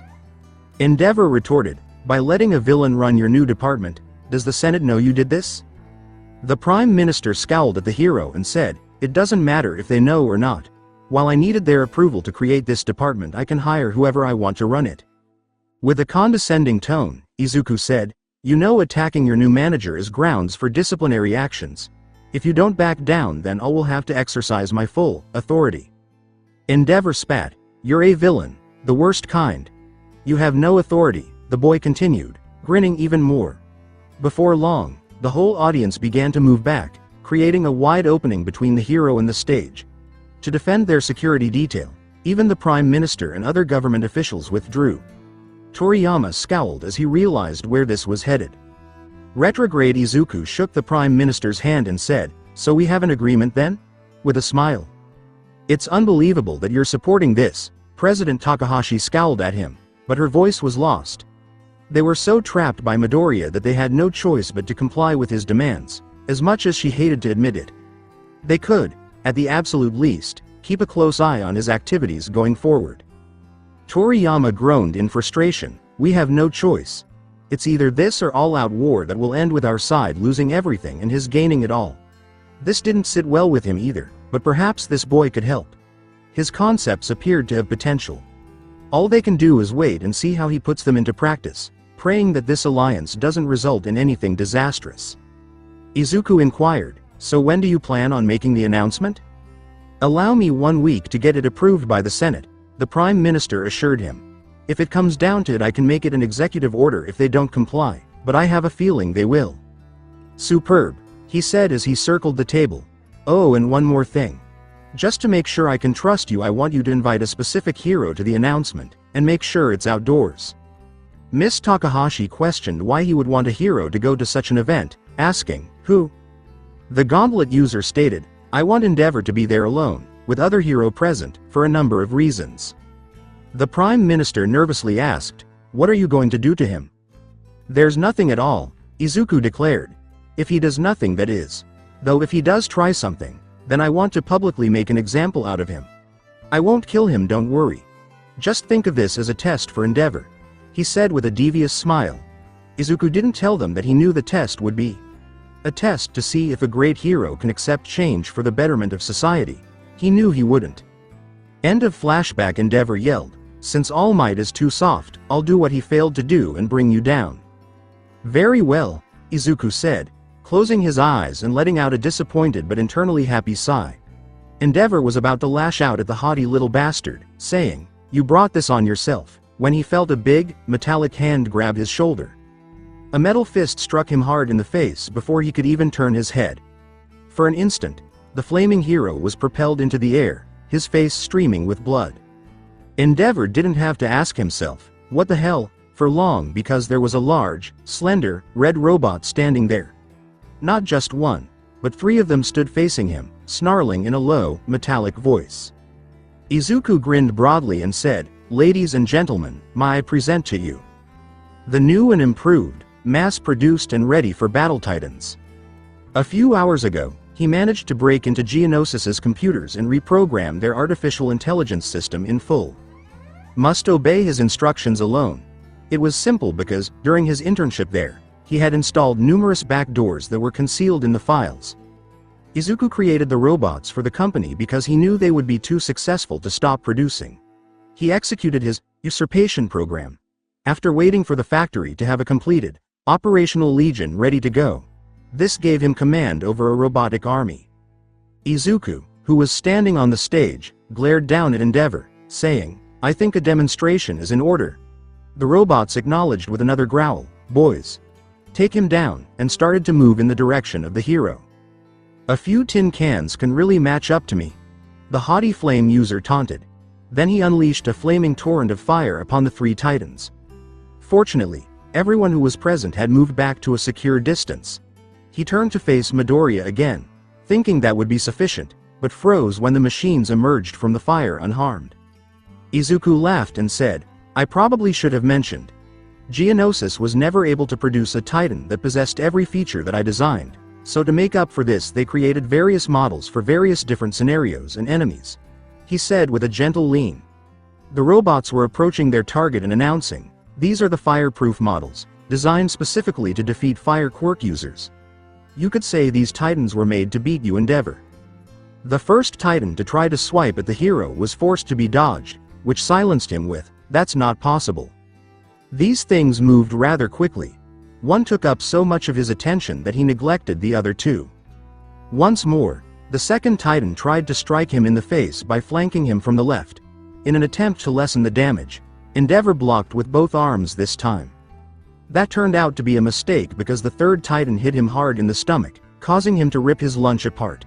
He launched himself with his flames in an attempt to gain some distance and plan his next move, but the robots just kept coming.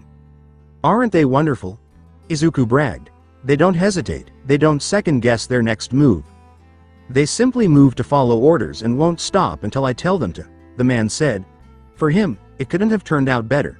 That everything was legal was the best part. Endeavor was the one breaching the law with his new role, publicly criticizing and threatening a higher-ranking government official. "It would be beneficial for you to obtain a closer look at this," he stated to the lone cameraman who was recording the entire event in the corner of the stage. Conversely, UA Staff Lounge, "My quirk's secrets are too dangerous to be shared with the world," All Might said as he was reviewing his speech cards. In an attempt to ease some of the tension generated by the secrets that Midoriya had revealed in the past, he had intended to make a public announcement shortly. Nezu made the suggestion, warning him that his silence would only exacerbate the already difficult relations between civilians and heroes. He intended to correct some of the boy's remarks, clarify the circumstances, and justify his need for confidentiality for the sake of society. "Hey!" The principal grabbed hold of Aizawa's shoulder as he stormed into the room. The usually calm hero became agitated, which was completely out of character for him. "Answer your damn phone." "I switched it off. I'm a little busy right now," the bony man scowled at the pressing demeanor of his colleague educator. Nezu leapt from the dark-haired man to get the remote for the big screen TV that was mounted on the wall across from them and exclaimed, "Turn on the TV." The screen flashed. "There's something big happening that you need to see," and the little white creature shifted to a news channel at random. Which news channel carried this announcement live didn't matter because it was broadcast on all of them. "What's this all about?" inquired Toshinori. Aizawa pointed at the screen and said, "Look." Midoriya was standing on a platform in front of the Senate building, looking sharp in a suit. Toshinori's sunken eyes widened to an almost impossible size. "What the?" Nezu clarified, "The Prime Minister has created a new department of heroics. Guess who he put in charge of it?" Toshinori exclaimed, "This doesn't make any sense. How is this possible to occur? What could be the reason behind the Prime Minister giving him something like this on a silver platter? The principal declared, "It makes perfect sense. Based off what Midoriya has said, this is exactly what he wants. A position of power and authority in the hero system." "This is not good," Aizawa said. They saw as Endeavor defied Midoriya and even tried to attack him, only to have a large, well-known robot punch him in the face. Having already spent the majority of his day training students, All Might buffed himself up greatly upon seeing this. Nezu questioned, "What do you think you're doing?" He was going to jump through the window, saying, "At top speed I can get there in 15 minutes, but Erasure Head stopped him by erasing his quirk. Aizawa asked, "And what good will that do? You know what he's capable of and you see the position he's in. Going there will only play into Midoriya's hand." Pointing to the screen where Endeavor was engaged in combat with a gang of machines, Toshinori exclaimed, "Do you expect me to just sit here while this happens?" Yes, Aizawa also found it objectionable. Attacking a government authority figure is a serious offense. Exactly, Nezu said, appearing worried as well. It seems Midoriya has positioned himself perfectly. No hero can make a move against him now. Retrieval at the Senate House. Damn it, Endeavor exclaimed, attempting to use his flames in vain against these titans. The hero was soon surrounded by them. He launched himself into the air, believing that would give him the upper hand. However, he was pulled back down to the ground by a tether that one of the robots fired and wrapped around his leg. He attempted to smash his fist into one of the machine's heads in an attempt to take advantage of momentum and gravity, but the machine's reaction time was too fast. It twisted, grabbing hold of his arm with both hands and breaking the hero's bones. Endeavor cried out, "Gah!" with a broken arm. The other two titans then threw him to their feet and started blowing the man in the face. Izuku opened, "People of Japan," with the hero being repeatedly beaten by his robots. He said into the microphone, "Do you see this? This is the second greatest hero, right under All Might." As the hero was being beaten, the green-haired teen went on, "A hero who only cares about himself. A hero who torments his own family for his own ambitions. A hero who thinks of his job as nothing more than a competition that he needs to be the best at. Your great All Might is just a frail man who lies to the world, and Endeavor is a man who callously tore apart his own family just to be the best." He continued to raise his hands. He turned to face the camera and asked, "Are these your heroes?" asking the world what it thought of these two once great men.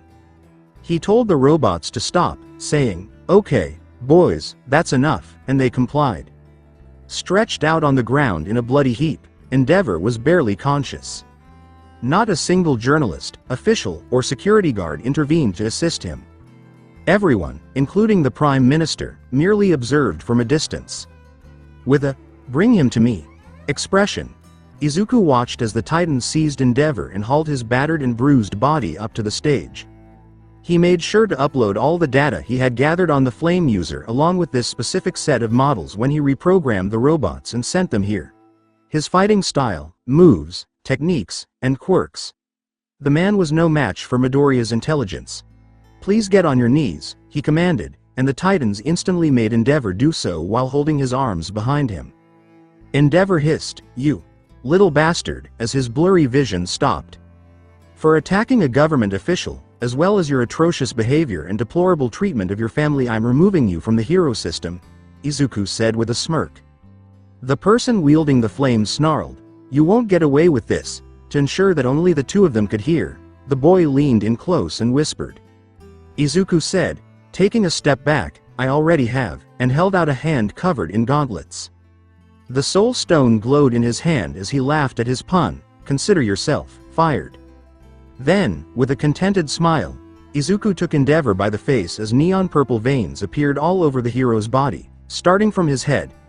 As the stone did its work, Endeavor thrashed and screamed in agony. It ended in a few moments, and the veins withdrew. Izuku took off his gauntlet as he watched the flames that had permanently engulfed the hero's body and obscured his face go out. To remove the unconscious former hero, he waved the robots off. Izuku turned back to face the camera and said, "Civilians, officers, heroes and villains. This marks the start of a new era," he said, beaming warmly at the camera this time. He knew All Might had to be watching this, so he aimed this one at him. His smile told the world's greatest hero something. A straightforward message. Just 2 easy words. I triumph. As she looked through the data on her phone, Ochako remarked, I'm actually kind of surprised over the population's opinion on this. She was sitting in the back of a limousine with Izuku, looking nice in her outfit. A large majority seems to be accepting of you, or at least open to the idea of you and your new position, while the others are completely against it. Izuku, leaning on one arm and staring out the moving car's window, said, I'd say it's about 50-50. The quirkless minority are definitely on my side, but the rest are only warming up to me due to their loss in faith towards heroes and All Might. They'll understand soon enough. Taking Endeavor's quirk was just the beginning. Now the flawed corrupt heroes will know that the consequences are real and very severe. Soon we will be able to give the people the heroes they need and deserve. Ochako asked, what happens after that? Well, eventually I plan on having my new department absorb the Hero Public Safety Commission, Izuku said. Then in 3 or 4 decades I'll become Prime Minister of Japan and have complete and total control over the society and be able to implement whatever laws I want. Ochako grinned and said, this just seems so surreal. He smiled back at her and said, now you know how I felt when I first put the gauntlet on. He then turned to face his device. Anything I desire I can make a reality. The funny thing is, if I decided to be an evil villain, this whole country would be in ruins by now. But you would never do that, the girl with brown hair corrected her. Izuku said without hesitation, of course not. I don't want to harm innocent people, the driver said as the vehicle entered a well-known area. As the limousine came to a stop outside an apartment building, he sighed sadly, though that didn't stop me from having to hurt the most important person to me. Izuku remained seated as he mustered the courage to take this action. She inquired, are you going or not? Izuku laughed dryly, it's funny, I haven't felt fear since before the gauntlet. Yet here I am, afraid of just one person, he said, gathering the strength to open the car door and get out. He ascended the stairs and approached a door that he was familiar with. Izuku paused in front of it and summoned the courage to rap on the door with his hand covered in gauntlets. He heard the deadbolt unlock a moment later, and the door slowly opened to reveal an older woman who resembled him in appearance. Izuku said with a warm smile, "Hi Mom," upon seeing his mother. How might she respond to him? Would she take offense? Would she give him a scream? Izuku. The woman seized him in an embrace right away. She sobbed into Izuku's shoulder as he hugged her back. "I guess I have some explaining to do, don't I?" Faculty's UA meeting, Toshinori exclaimed. "How is this my fault, above the other instructors? If you just gave quirkless people a shred of respect and dignity, then we wouldn't be in this mess in the first place." Aizawa replied in kind. "But no, you let your power and position go to your head and became just like the rest of the arrogant egotistical bastards who look down on those who are weaker." Erasure's head exploded. A part of him could relate to Midoriya's experiences. Because of his own peculiarity, which was highly unpractical, he used to belittle others. He was perfectly aware of how it felt underneath, the anger, hopelessness, and suffering that accompanied it. Izuku, however, had the intelligence to turn his suffering into ambition. And see what it brought him? The gaunt man's eyes widened in shock and anger that his colleague would dare compare him in any way to his worst enemy and greatest villain of all time. Choosing who's weak, who's strong, who can be a hero, who is worthy to pass one for all to. Like some sort of god among men. "In what way does that make you different than all for one?" he exclaimed. Nezu yelled, "That's enough, Aizawa," breaking up their argument before it got out of hand. However, it appears that Toshinori has already crossed that line based on the expression on his face. "I'm not any different, though," Aizawa sighed and averted her gaze. "I've moved and dismissed students who I felt weren't deserving of heroic status, but I at least gave them an opportunity," he declared, before storming out of the room after making his point. "That was something," Midnight said as she gently waved her hand in front of her face. In all the years she had known Shota, she had never witnessed him become so emotional, and to be honest, it made her a little uncomfortable. As Snipe interjected, reminding everyone of their original argument, "I think we should be focusing on what Midoriya is planning to do next." Vlad King sneered, "We tried that, everyone tried that, and he still stayed ahead of us. What makes you think we can figure out what goes on in that twisted little head of his?" Nezu remarked, "I hate to say it, but he's right. Midoriya has positioned himself perfectly. As a government department director, no hero or law officer can touch him. Midoriya was already plotting and taking actions to solidify his newfound authority and power while they were arguing. "You appear anxious, sir," Cementos said, observing the quivering paws. "Yes, I am," Nezu scowled. The white animal turned to face his fellow teachers and said, "In all the years of heroism, not a single villain has ever infiltrated our government. They certainly tried, but were always immediately rooted out before they got too far. Izuku Midoriya is the first to accomplish this." Toshinori questioned, "There's an upside to this though, isn't there?"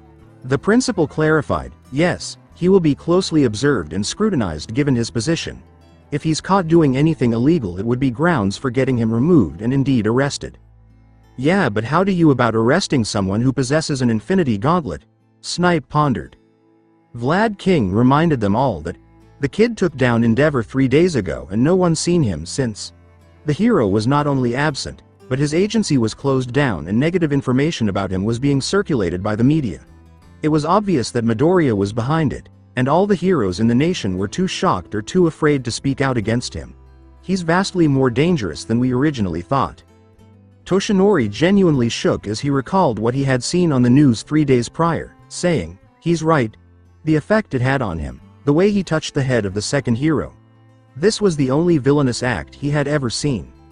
The most deadly villain in history." Izuku, in his opinion, accepted Endeavor's eccentricity. Midoriya described them as crystallized replications of quirks harvested from DNA. In addition, All for One provided the boy with all the one-for-all information he required in addition to helping him. To duplicate that man's vile quirk, he must have given Midoriya a sample of his own DNA. That's the reason All for One was sitting in his cell looking so smug. He was aware that Izuku possessed both of their peculiarities.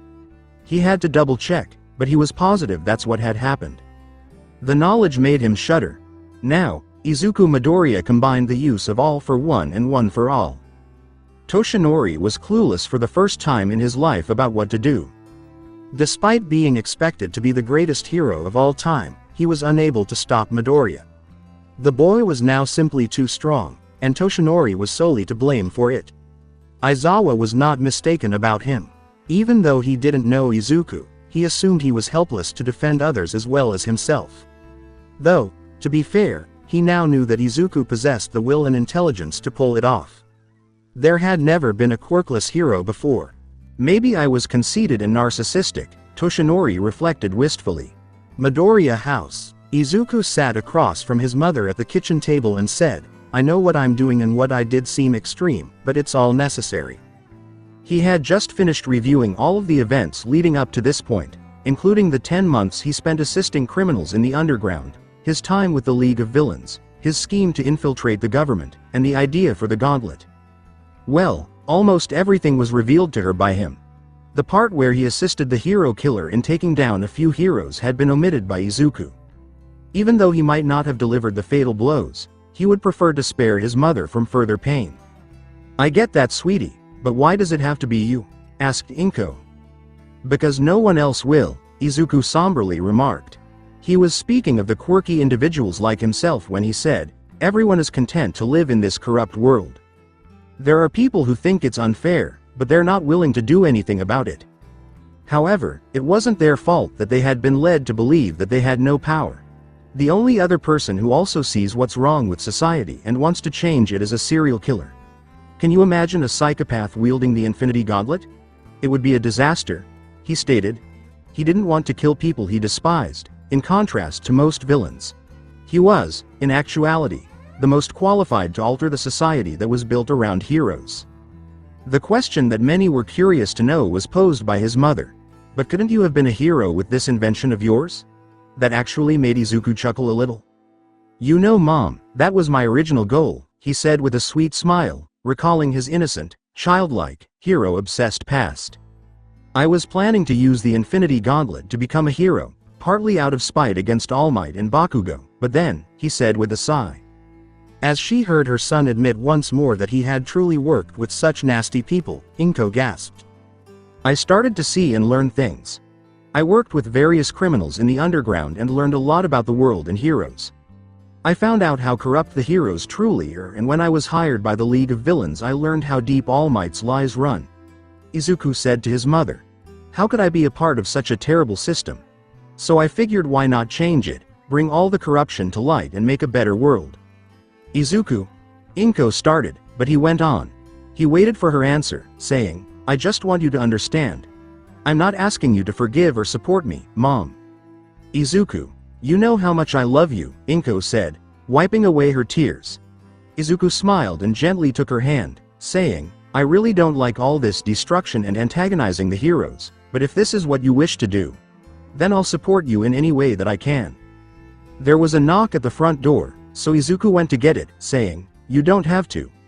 I have everything I need for what comes next in my plan, but thank you. Just you saying that is enough for me. He swung the door open and said, On that note, I have a gift for you, Mom. Ochako was standing next to a tall, black Titan robot. The girl with brown hair timidly said, Hello, to the woman. I'm Ochako Uraraka. I'm a friend of Izuku's and I work with him.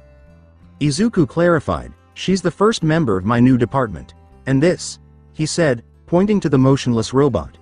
It's a Titan that I customized just for you. I added some extra features and reprogrammed it, Izuku said, motioning for the robot to enter. And so the machine did, stooping to fit through the door. Oh my, Inko said as he turned to face the large, menacing-looking metal man.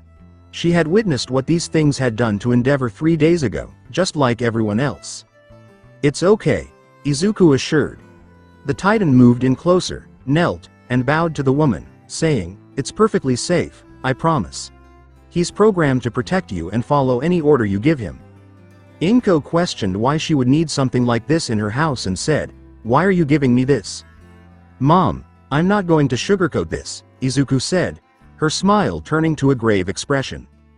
There's going to be a lot of people coming after me. Not just villains, but heroes and maybe even police. Very soon will they realize how fruitless that will be, he told himself. Although it was harsh, the statement, when that happens they'll come after you to hurt me, was accurate. He didn't think it was impossible for villains to go to such lengths. It was their specialty. But when driven to the brink of despair, the dishonest heroes of our day would likewise act in the same way. He still had a great deal of affection for his mother, so he'd prefer to cover that base now. This Titan is outfitted with a scanner that can identify anomalies within a designated area and will notify me of any significant danger that approaches this neighborhood. Initially, some government representatives and law enforcement chiefs attempted to harass him for utilizing a costly device for a private issue, but he quickly silenced them by exposing their own hypocrisy. He explained to them that he was defending a civilian with a robot that was created with their safety in mind.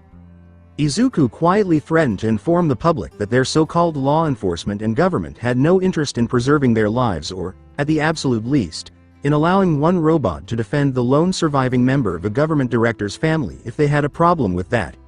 He was going to have at least 5 more Titans constantly patrolling the surrounding area, but they and his mother won't know that. That's really sweet of him, Ochako said, grinning at the fact that he took the extra step to make sure his mother was safe. When her parents finally disclosed that she works for his department, he even pledged to treat them similarly. I'm at a loss for words, Inko said, glancing from her son to the robot that was still bending down in her hallway. Izuku smiled once more and said, You don't have to say anything, consider this part of my apology. Izuku, thank you. She gave her son another hug. Her level of acceptance of the situation surprised him. He assumed that she would be content just to have her son returned. Dorm's Katsuki once more gazed at the picture on the computer screen. The photos of Deku from the announcement made by the Prime Minister 3 days ago. For that nerd, everything appeared to be going well. During the news announcement, he recalled nearly choking on his drink while watching. How could the government be so incompetent that it would allow a jerk like Deku to hold official position? Akachan, you seem a little depressed today, Izuku murmured behind him. Katsuki whirled around to find Deku sitting on his bed, remarking, almost like someone knocked you off your high horse. I'm surprised you haven't killed yourself yet, since that seems to be your solution for people when they're at their lowest. Bakugo growled, shut up, at him. He had already realized that this picture of Deku wasn't real, but it persisted. Was he going crazy? Izuku smirked at him and asked, How does it feel to be a failure, Kachan? Does it hurt? Does it sting? Katsuki slammed his head on his desk, hoping that this hallucination would pass. If only you acted like a hero instead of a villain towards me and everyone around you, then maybe this wouldn't have happened, he said to himself. Deku whispered in his ear, always remember Kachan. You are the real monster, not me, and then vanished. Bakugo wished fervently that this voice inside his head would stop. He reasoned that stopping the real Deku would be the only way to put an end to it. That was easier said than done, though. Due to his government employment and his nearly invincible gauntlet, the bastard was considered untouchable. It looked like there was no way to defeat Izuku. Hidden away seated in a shabby armchair, Shigaraki watched television while frantically picking at his leather arm. That brat was the talk of every news outlet. The former villain Apotheosis, Izuku Midoriya.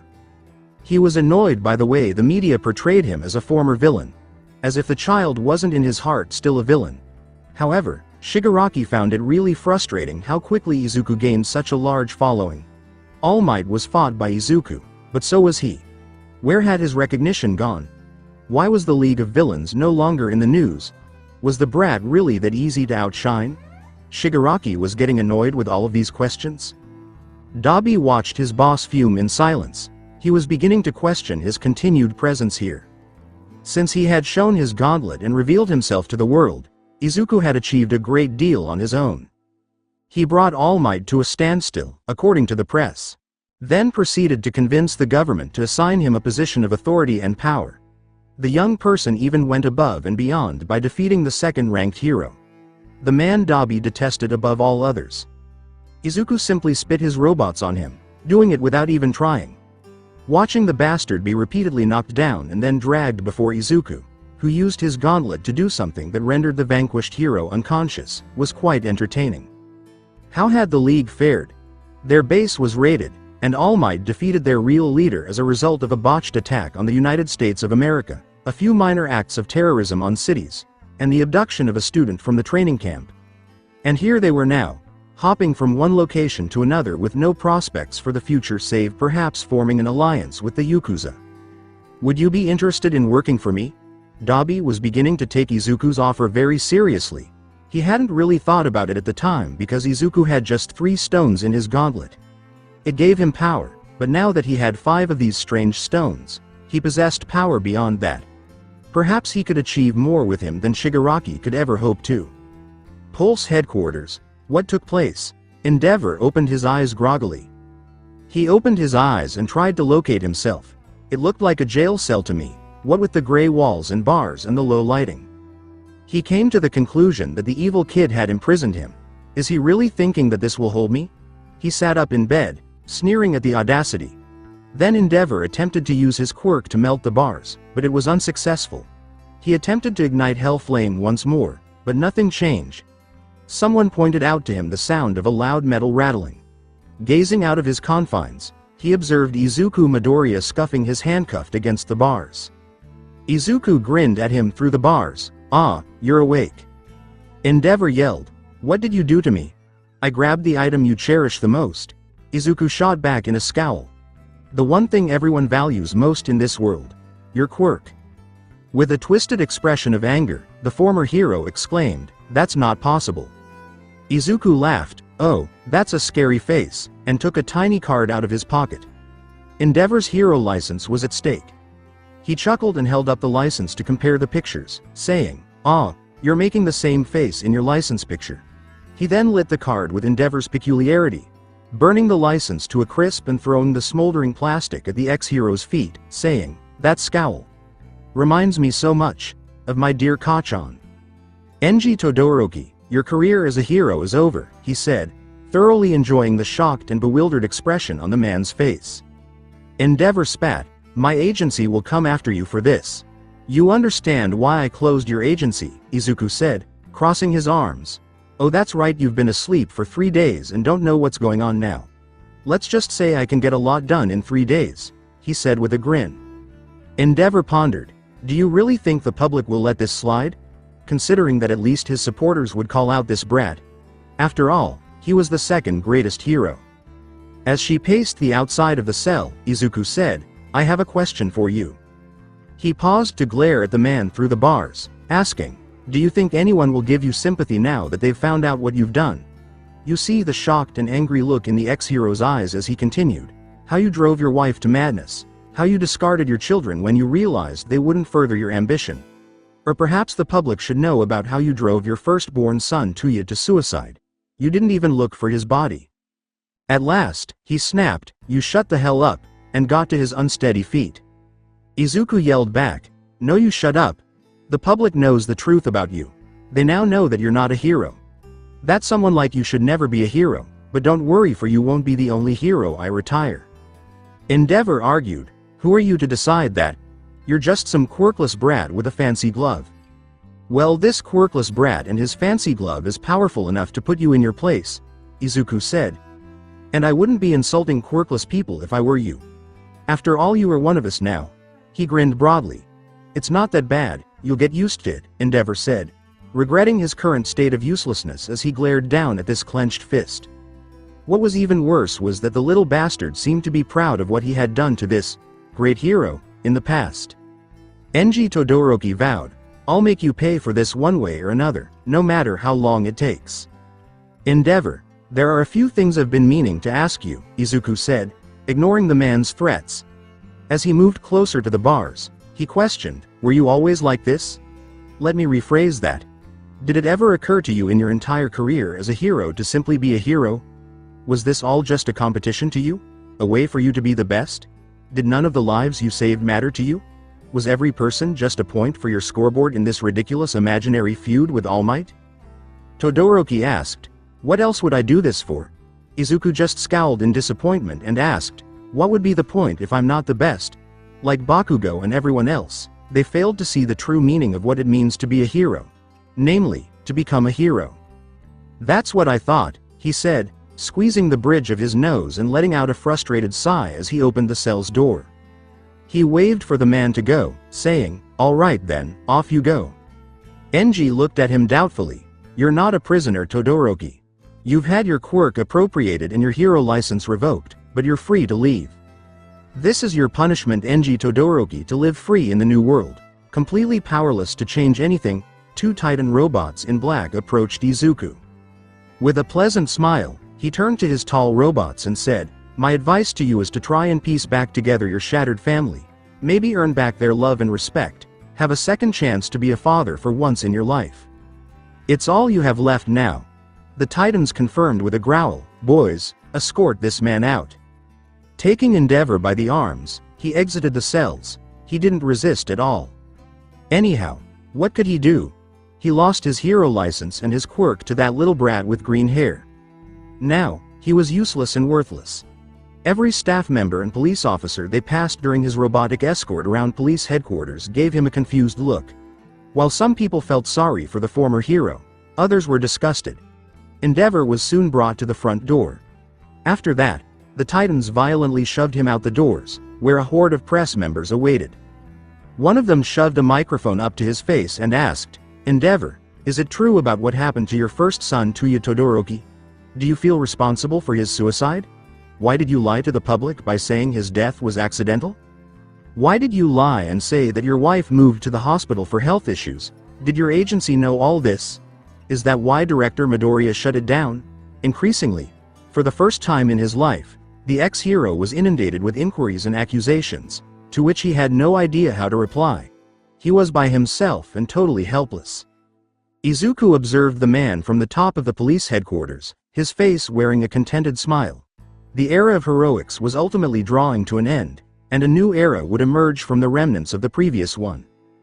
Glancing down at his cheap jacket and tie, Izuku said, I should really invest in some nicer suits. He tore off the left sleeve at the elbow, without even properly tailoring it to fit his gauntlet. Not sophisticated at all. Izuku said, taking in a good look at himself in the mirror. This one looks nice. He was currently purchasing a new suit for his new job at a posh, high-end clothing store. This one had a black shirt with buttons and a black tie. It was a cool gray color. He thought it was great. The shop owner remarked, looks good on you, kid. Old man with a mustache and glasses. Yes, it does, he said, pointing to the 10th as his favorite thus far. I'll take this one. In fact, I'd like a couple dozen made, custom tailored for my gauntlet, please. The man suddenly cried out, Excelsior, at having made such a successful sale. He grinned and said, "Mr. Lee, you've been a big help. If you don't mind, I'd like to wear this one out. I've got an important meeting to go to." Ochako sat in a chair by the mirrors and asked dryly, "Is this how boys feel when they go shopping with their girlfriends?" She eventually got a look of miserably boredom from watching him try on 10 suits in a row. Izuku blushed slightly in embarrassment, realizing that she had been sitting there watching him buy clothes the entire time. "I've never had a girlfriend, so I wouldn't know," she said. "Sorry for dragging you here, by the way." The brown-haired girl with gravity stood up and stretched her stiff back out, saying, "It's fine." She had on a black formal jacket, skirt, stockings, shoes, and fingerless gloves. "Now, what's this significant gathering we're attending?" She trailed Izuku as he made the payment for his new clothes. "We're visiting the UA," he declared. "Are really?" Uraraka asked, unsure if that was a wise move. "It's important for a government director in charge of hero regulation to check in on hero institutions every once in a while," Izuku said. "Plus it's good to keep your enemies on their toes." With trepidation, Uraraka said, "If you say so." Actually, she was more concerned that she would feel uncomfortable than anyone else when they showed up at the school where she had just been expelled. "Calm down. Everything will work out," Izuku assured her. USA Class 1A. Aizawa told his students, "Okay, for those of you that received your provisional licenses, you will be eligible for the work-study program." Despite the current political climate, the faculty chose to carry on with their lessons as usual. "You'll be offered these positions from various hero agencies, similar to the internships," was the statement that didn't seem to excite the class, especially the people who had been involved in the junkyard incident. Like everyone else, they were obviously aware of what was happening, but some of them blamed themselves for not being able to stop him at that moment. Voice over the intercom. "All teachers and staff report to the front entrance immediately," was the principal's voice. Aizawa told his class to remain where they were and stopped what he was doing. That kind of thing would only be ordered by Nezu in an emergency. His colleagues, who appeared to be equally unaware of what was going on as he was, joined him as he hurried down the hallways. The entire staff was present when they arrived at the front courtyard, which led to the academy's main entrance.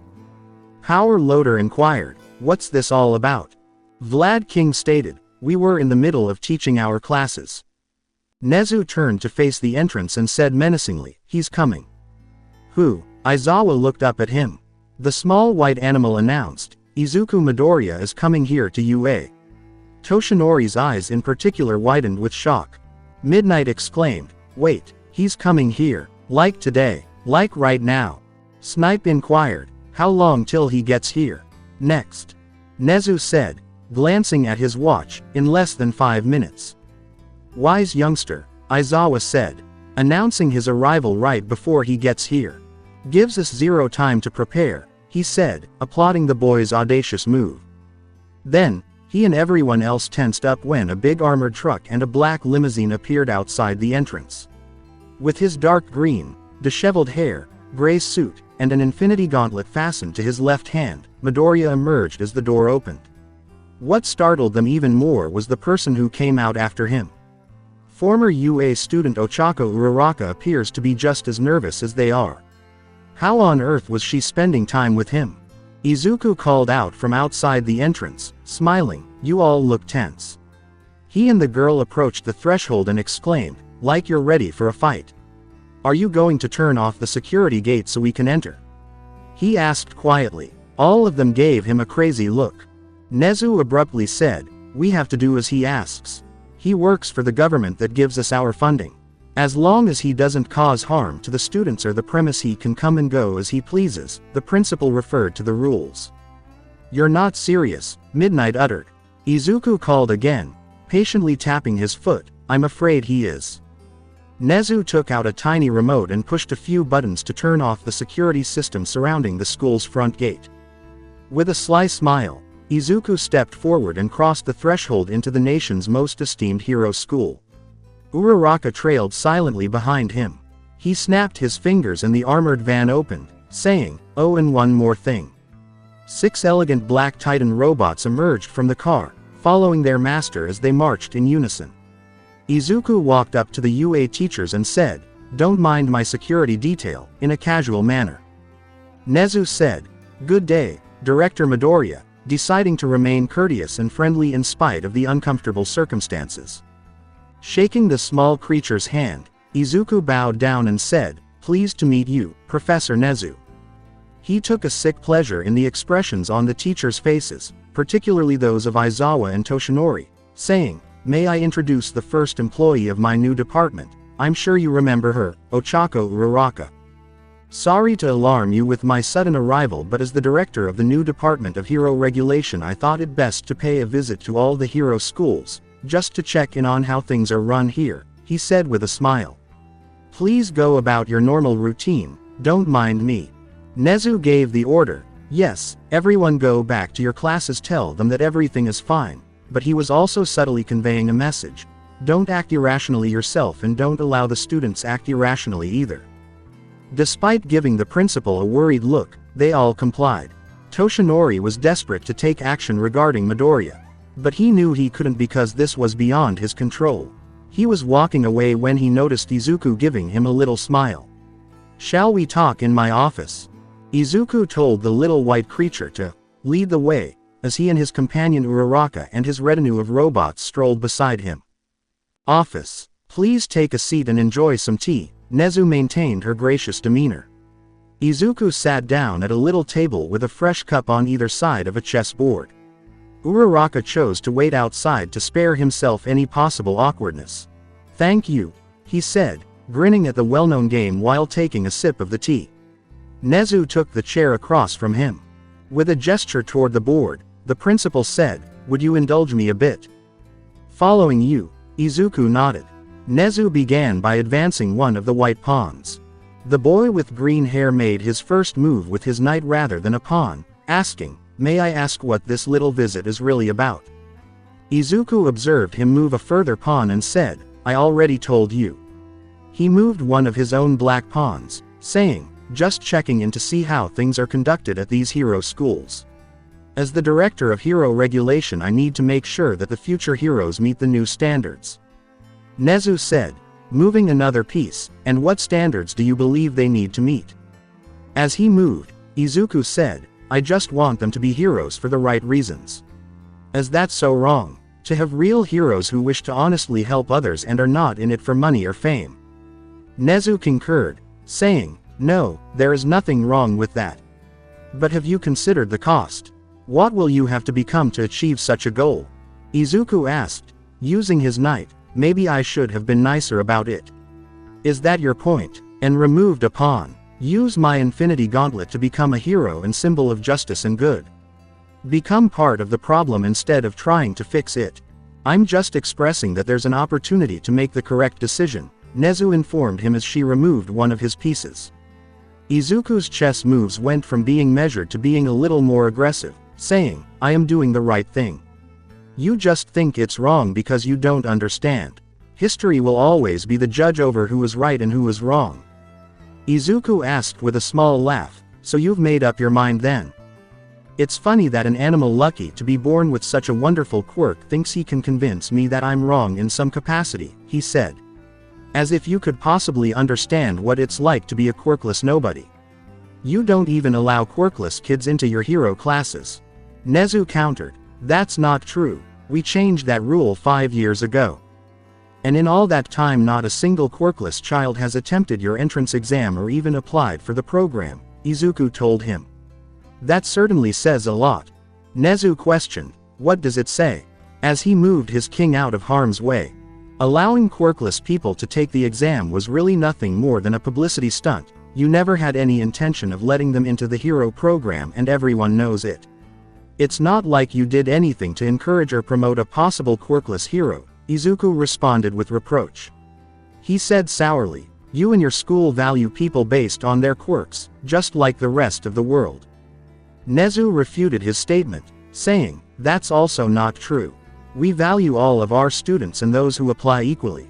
The teen with green hair smirked and moved his pieces, saying, "Oh really?" The principal had no response to that since he was aware of how it appeared to him. Then why did you expel Uraraka and not Bakugo for that incident at the junkyard? He broke more rules and laws than she did, yet you chose to make an example out of her and not him. The principal asked. I get why you did it. Bakugo has such a powerful quirk and volatile personality that of all the students he's the most at risk to turning into a villain. You and the teachers probably find it easier to let the baby have his bottle than to actually fix the problem. What a wonderful school this is, he said in a sarcastic tone. Nezu tried to shift the topic by asking, why is Miss Uraraka in your employ? However, Izuku also recognized the implicit question he was asking. Are you making use of her? Izuku clarified, unlike you and your staff, I saw great potential in her. Nezu noticed something he said there. She has the heart of a true hero and I intend to make everyone see that. It sounded as though she worked for his department in a different capacity.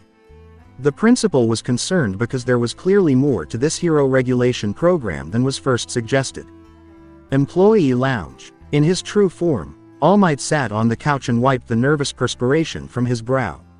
Izuku Midoriya entered UA as though nothing unusual had happened. It demonstrated his confidence that he would take such a risk after only receiving his new job.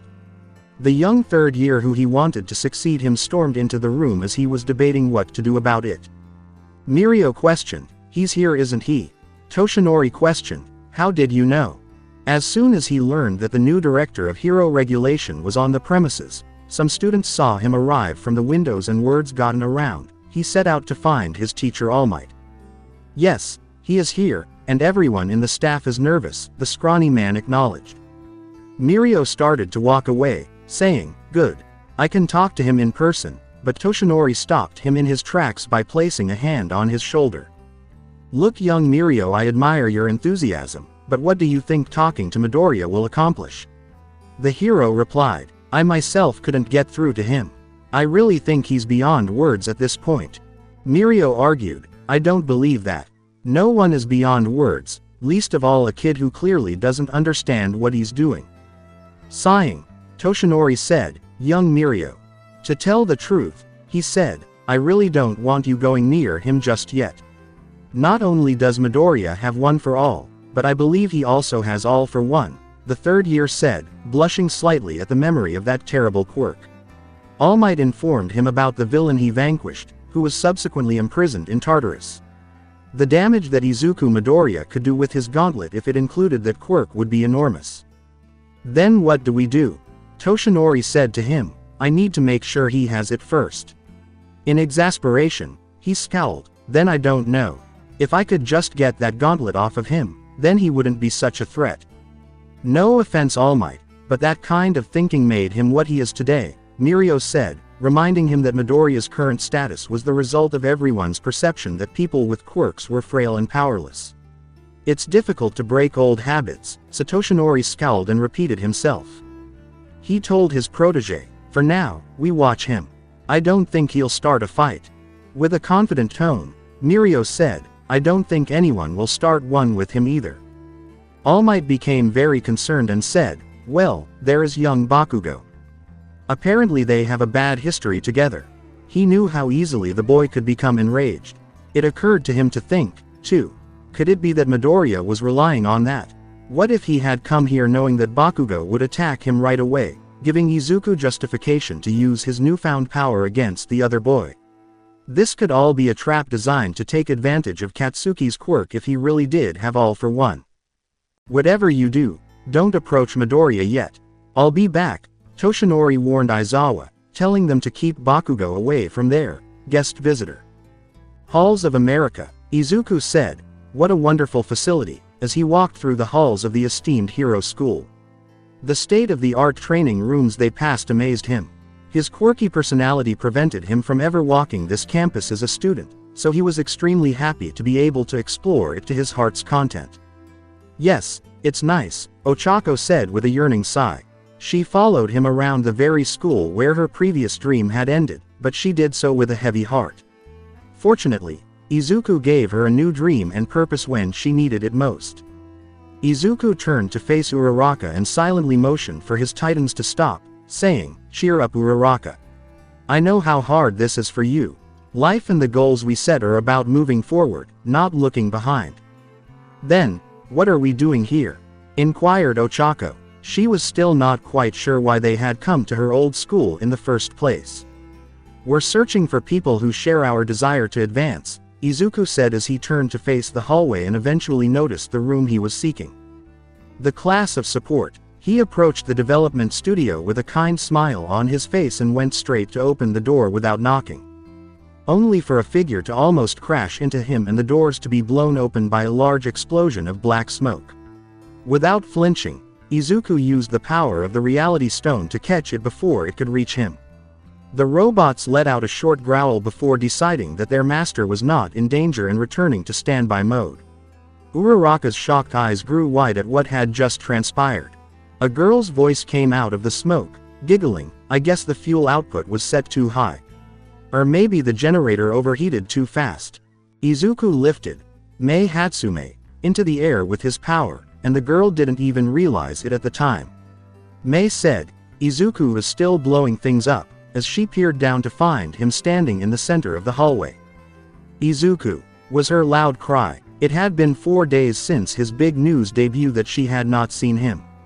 She watched with some shock as Endeavor was destroyed, but her inner inventor was equally enthralled and ecstatic to see the Titans completed. And speaking of which, Gravity Girl was backed by some shiny black ones. She thrashed and wriggled in the air, saying, are those the new models? Let me see. Let me see. Izuku let her go and released his grip on her, saying, calm down. Everything in due course, he said, glancing into the design studio to find Power Loader absent. Where's your teacher? He said something about needing to be in the surveillance room for something. I don't know, I wasn't really listening, she said with a grin. Izuku smirked knowingly. Gee, I wonder what he'd be doing in the surveillance room. Well, since he's not here, could I have a word with you in private? Yes, please, Mei replied. He asked Uraraka, do you mind if I speak to her alone? The girl from Gravity nodded and made the decision to stray for a while as they conversed. Izuku ordered one of the Titans to enter the workshop while the others waited outside, and he followed Mei inside. So this is the final model? Mei asked, circumnavigating the motionless robot and scrutinizing each element. No, this is the basic Titan soldier that will be incorporated into the police forces, Izuku informed her. The ones you saw beat up Endeavor were the specialty models, specifically the anti-fire quirk versions. Mei questioned, wait, there are more specialty models? Obviously, Izuku grinned in response to her zeal. After letting her goof around over the robot, he decided it was time to have a serious conversation. We got Titans for all elemental quirk users, telekinetic quirks, and strength quirks. They're not invincible, but they do make tough foot soldiers, he said. So how have you been? Mei honestly said, I've been good, still making babies, so nothing's changed much. Izuku said in a genuine tone, I never got a chance to apologize to you, Hatsume. Mei questioned, apologize? For what? Not sure what he would have to apologize for. He reassured her, saying, in case you thought I was using you. I wasn't. I've only ever seen you as a friend and colleague. He never used deception on her. She abruptly put her hands on his infinity gauntlet and raised it so she could have a closer look at it. How about we forget about it if you tell me how this baby works, he said, and for a split second, Izuku had to wonder if that was just another one of her peculiarities. Izuku released her grip and said, I could tell you. But I'd have to kill you if I did, she chuckled. He muttered to himself, I wasn't joking, but he still allowed her to chuckle and assume he was. No one but him must know how his infinity gauntlet operated. It's not like he intended to tell her or anyone else for that matter. Izuku moved in closer proximity to Hatsume and said, now for the main reason I came to speak with you. Would you be interested in a job? Would you like to work for me in my department of hero regulation? First of all, what would you need a psycho inventor for when you're already a mad genius yourself? Mei asked. Second, I'm still a high schooler. Are you even allowed to hire someone like me? In reverse order. As a government director, I can employ anybody I chose, no matter the age or qualifications, Izuku said. He chose to be honest with her about what was really going to happen next in his plan, saying, the reason I want you in the department is because I need your help. I may be a mad genius like you said, but I can't do everything on my own. My department isn't just going to regulate hero behavior and activity. The main purpose is to create an example of what model heroes should be. That's why Uraraka has joined me. With more training and proper gear, she'll be one of the first new heroes that my department produces. Mei asked, her eyes curious, and you need me to help with that? Izuku looked around the workshop that UA provided for its students and said, well, I figured with your wonderful potential for making babies you'd want to make some for the future great heroes. He took a card out of his pocket and gave it to her, asking, would you rather sit around here for 3 years earning a diploma then working your way up some corporate ladder for a decade? Or would like to join me right now and make a difference in this world? He gave his robot instructions to think on it, and then walked out the doors with it, but not before giving it one last incentive. Izuku grinned at Mei's excited expression, as if he were a child anticipating a trip to the candy store. Also think on this, your own personal workshop 10 times the size of this one is what would await you should you join us, he said. He waved goodbye and headed out to locate Ochako, saying, I'll be seeing you. Meanwhile, with a bored expression, Shinso Hitoshi looked at the 3 second years in front of him. Since the sporting event, in which he performed better than anyone could have predicted for a general studies student, other students would frequently harass him, questioning how a little child with a malevolent inclination could achieve such success. Naturally, they believe he cheated, something Shinso would laugh at.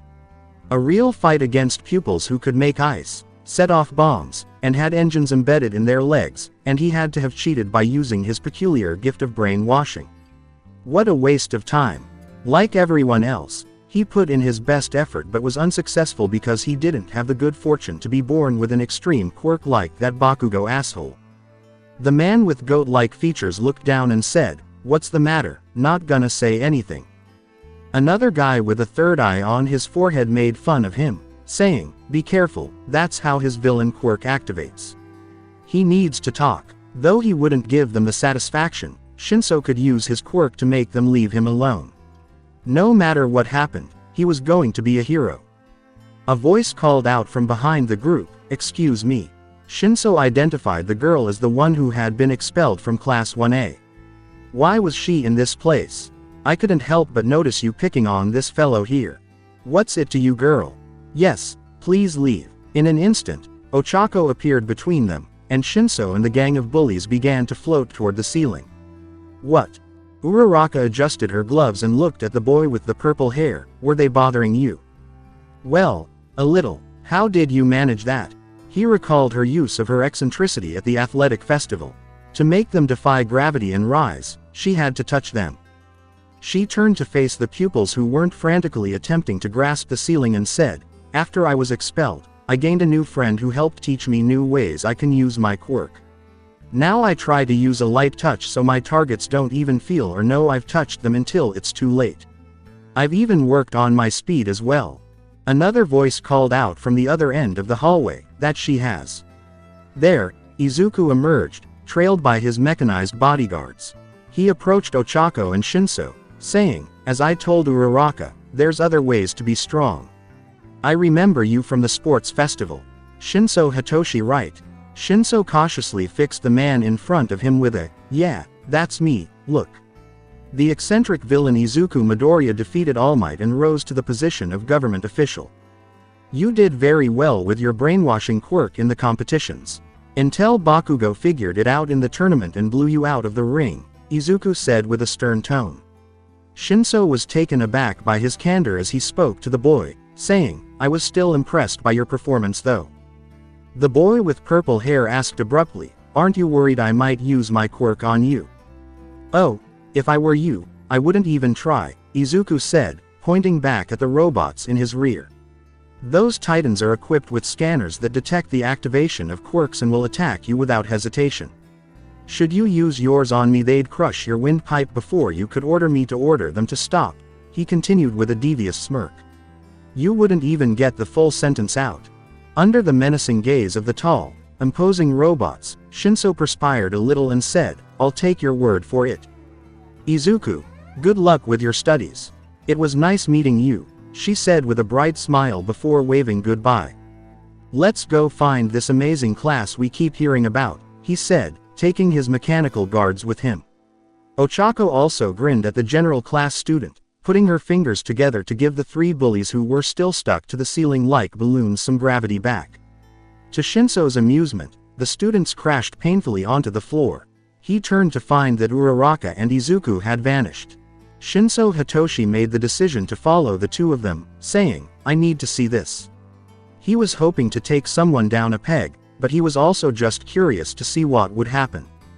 Class 1A. As the bell for lunch break rang, Yaoyorozu asked her classmate Todoroki, so which hero agency are you going to for your work-study program? I figured you'd go with your father. Shoto declared, his agency has vanished. That's right, I heard that new government department shut it down, Mina replied.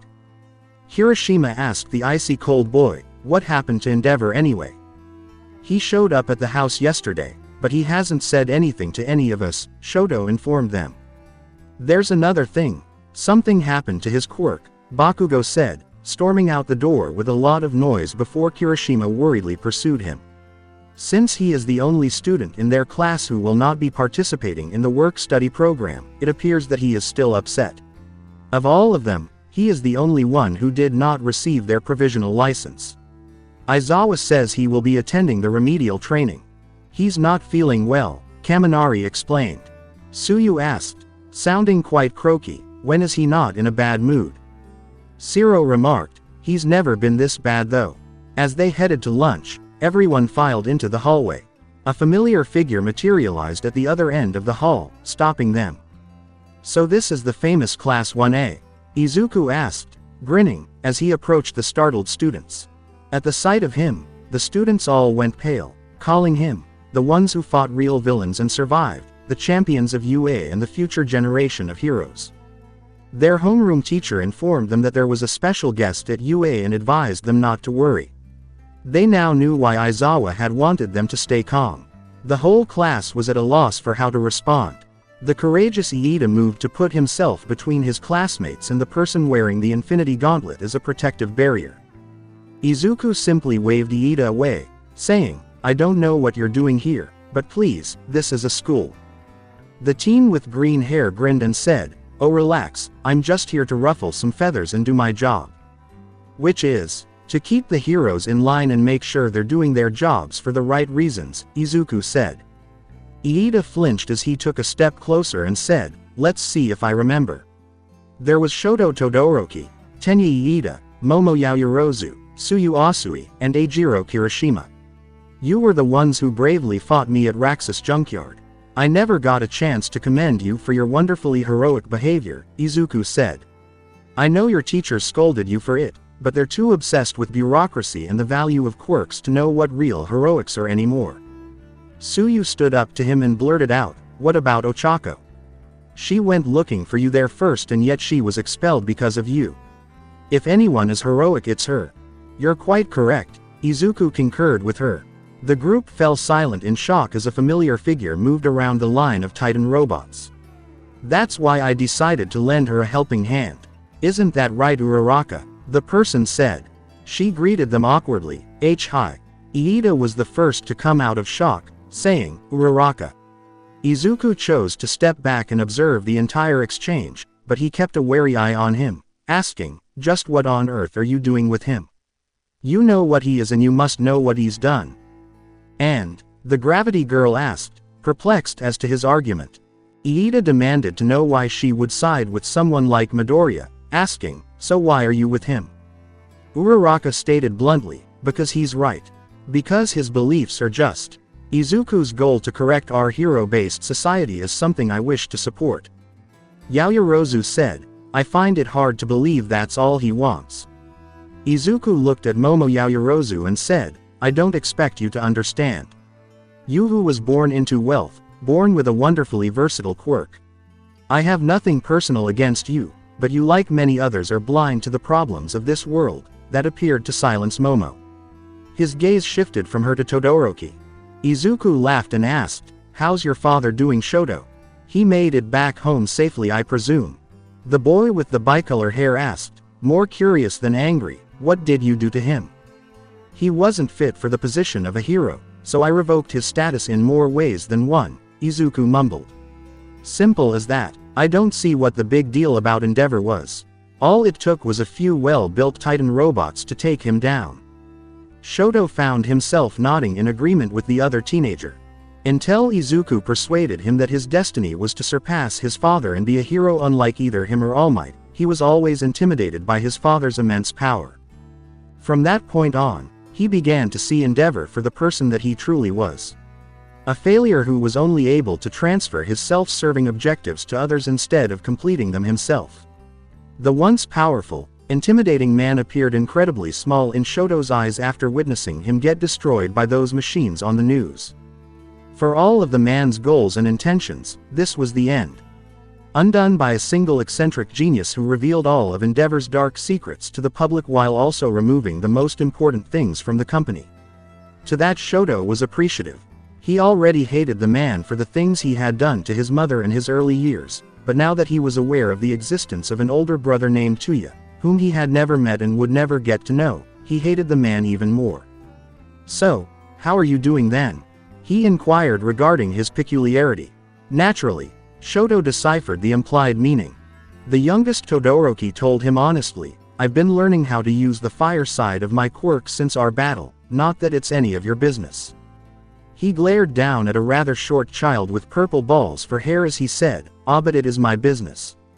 You're all future heroes, and as the director of hero regulation it's my job to make sure you're prepared and are doing your job as heroes for the right reasons. After the USJ incident, Minoru Mineta, Izuku had finished analyzing him, and he wasn't impressed with the boy's personality or his quirk.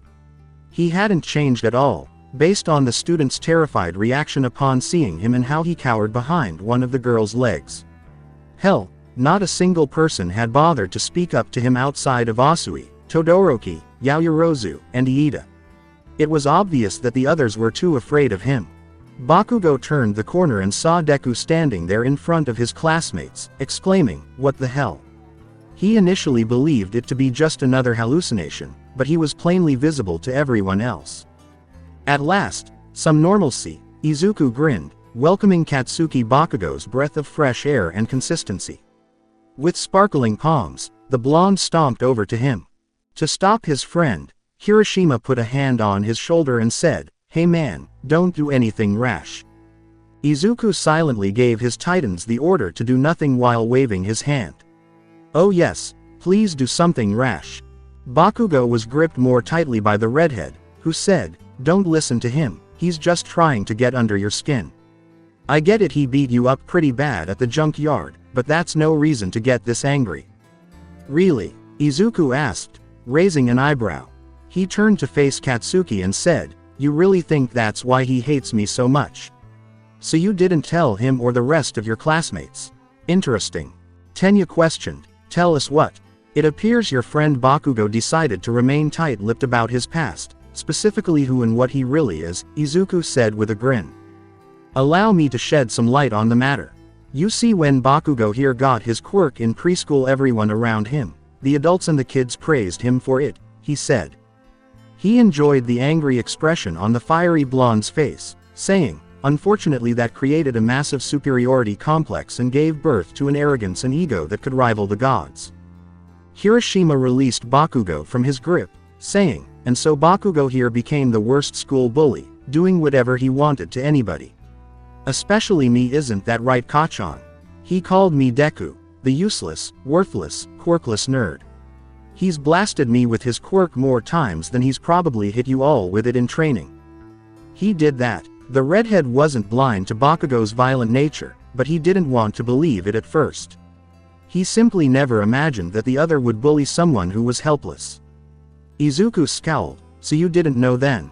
Forgive me for thinking the worst of you, Eijiro Kirishima. I thought you were one of those parasitic leeches who ride the coattails of those in power without a care for what the person's done. Just like his former middle school lackeys. It seems you simply didn't know the truth. My sincerest apologies." Everyone switched their gaze from Izuku to Katsuki as they spoke. Some, like Ochako, Iida, and Todoroki, regarded him with disdain. Others, including Kirishima and Mina, were disappointedly staring at him. Bakugo finally lost patience with the accusing gaze and directed his rage towards the source of this. With a sudden thrust, he extended his hand to knock Deku off his feet. Izuku's mouth widened into a satisfied grin and time slowed.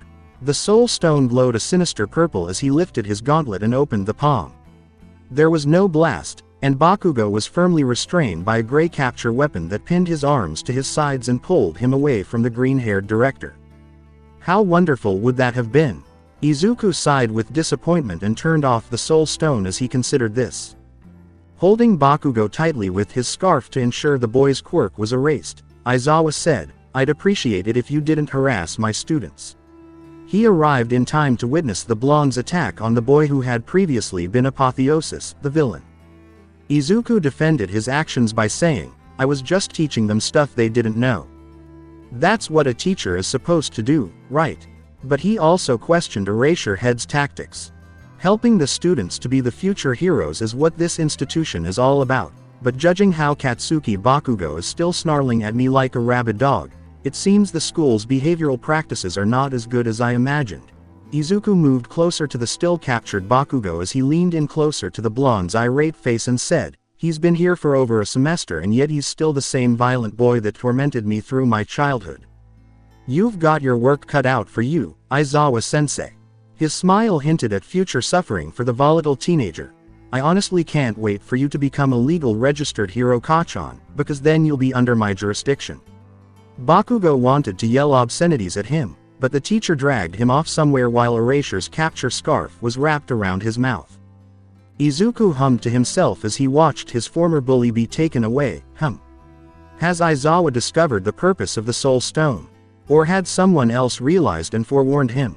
He'd save the questions for later. Kirishima boldly stepped forward and asked, "Was that true? What you just said about Bakugo?" "Yes. That's the sad truth about this world, Kirishima. Those with power get to do whatever they want to those who lack it," Izuku told him. "Isn't that right, Todoroki?" The class gasped in disbelief when Shoto concurred with Midoriya once more. "He's right. For a while I didn't fully understand why I disliked Bakugo, but now I think it's because he's very similar to my father." Izuku nodded to them and said, "Fear not, though, because I'm not letting bad people like them be heroes anymore." He turned to walk away with his titans, saying, "Have a nice day everyone, I look forward to seeing more from this wonderful class." Ochako trailed after him, apologizing to her former classmates. "What about you?" Momo finally asked, plucking up the bravery to disagree with him. "When you have everything the way you want it, you'll be the last bad person left. So what happens to you?" Izuku turned to face her again and cautiously intruded into her personal space, asking, "Bad person?" The fact that he was standing exactly her height didn't help either. He gazed into her eyes, letting his glow green with the power stone for a moment before asking, "So you think the person who is trying to fix the problems of this world, problems that other people created, is evil?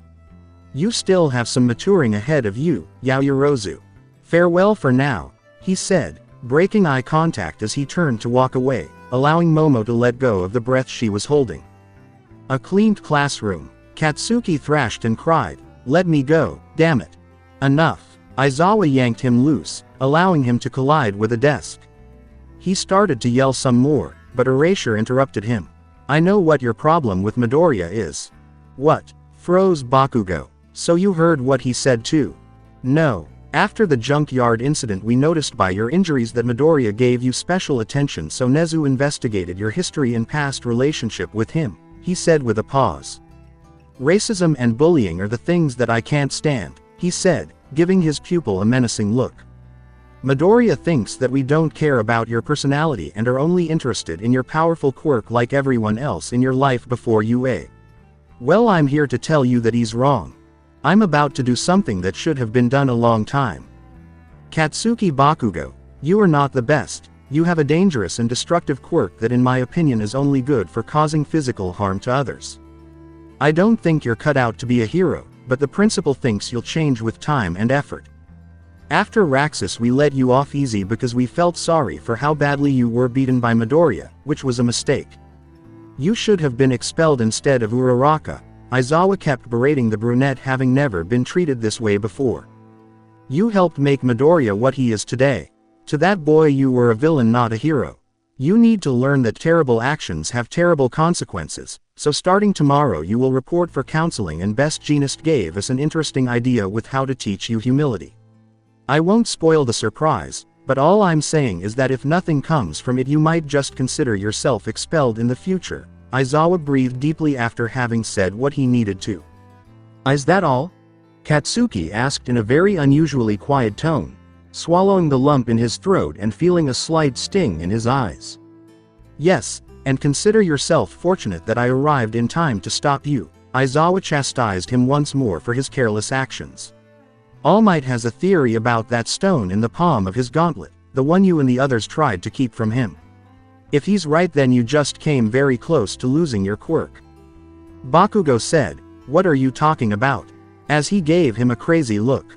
How could his quirk be removed by a glittering stone? Outside, as Ochako strolled beside him, Izuku grinned and said, "This was a fun day, wasn't it?" Uraraka, in spite of what she had just said, had finally realized one of the true reasons they had come here.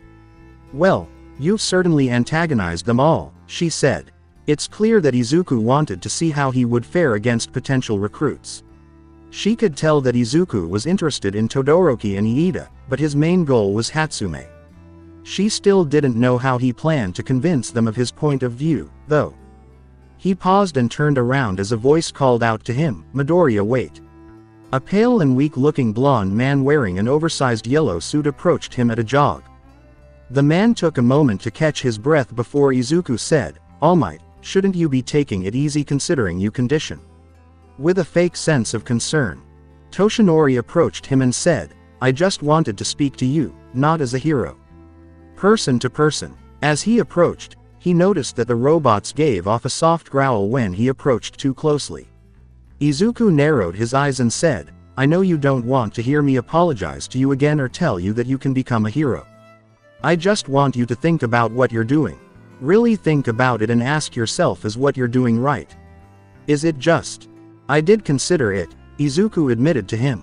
"I thought about what I would do with the Infinity Gauntlet once I obtained it for a long time. What I plan to do is more than just, it's fair.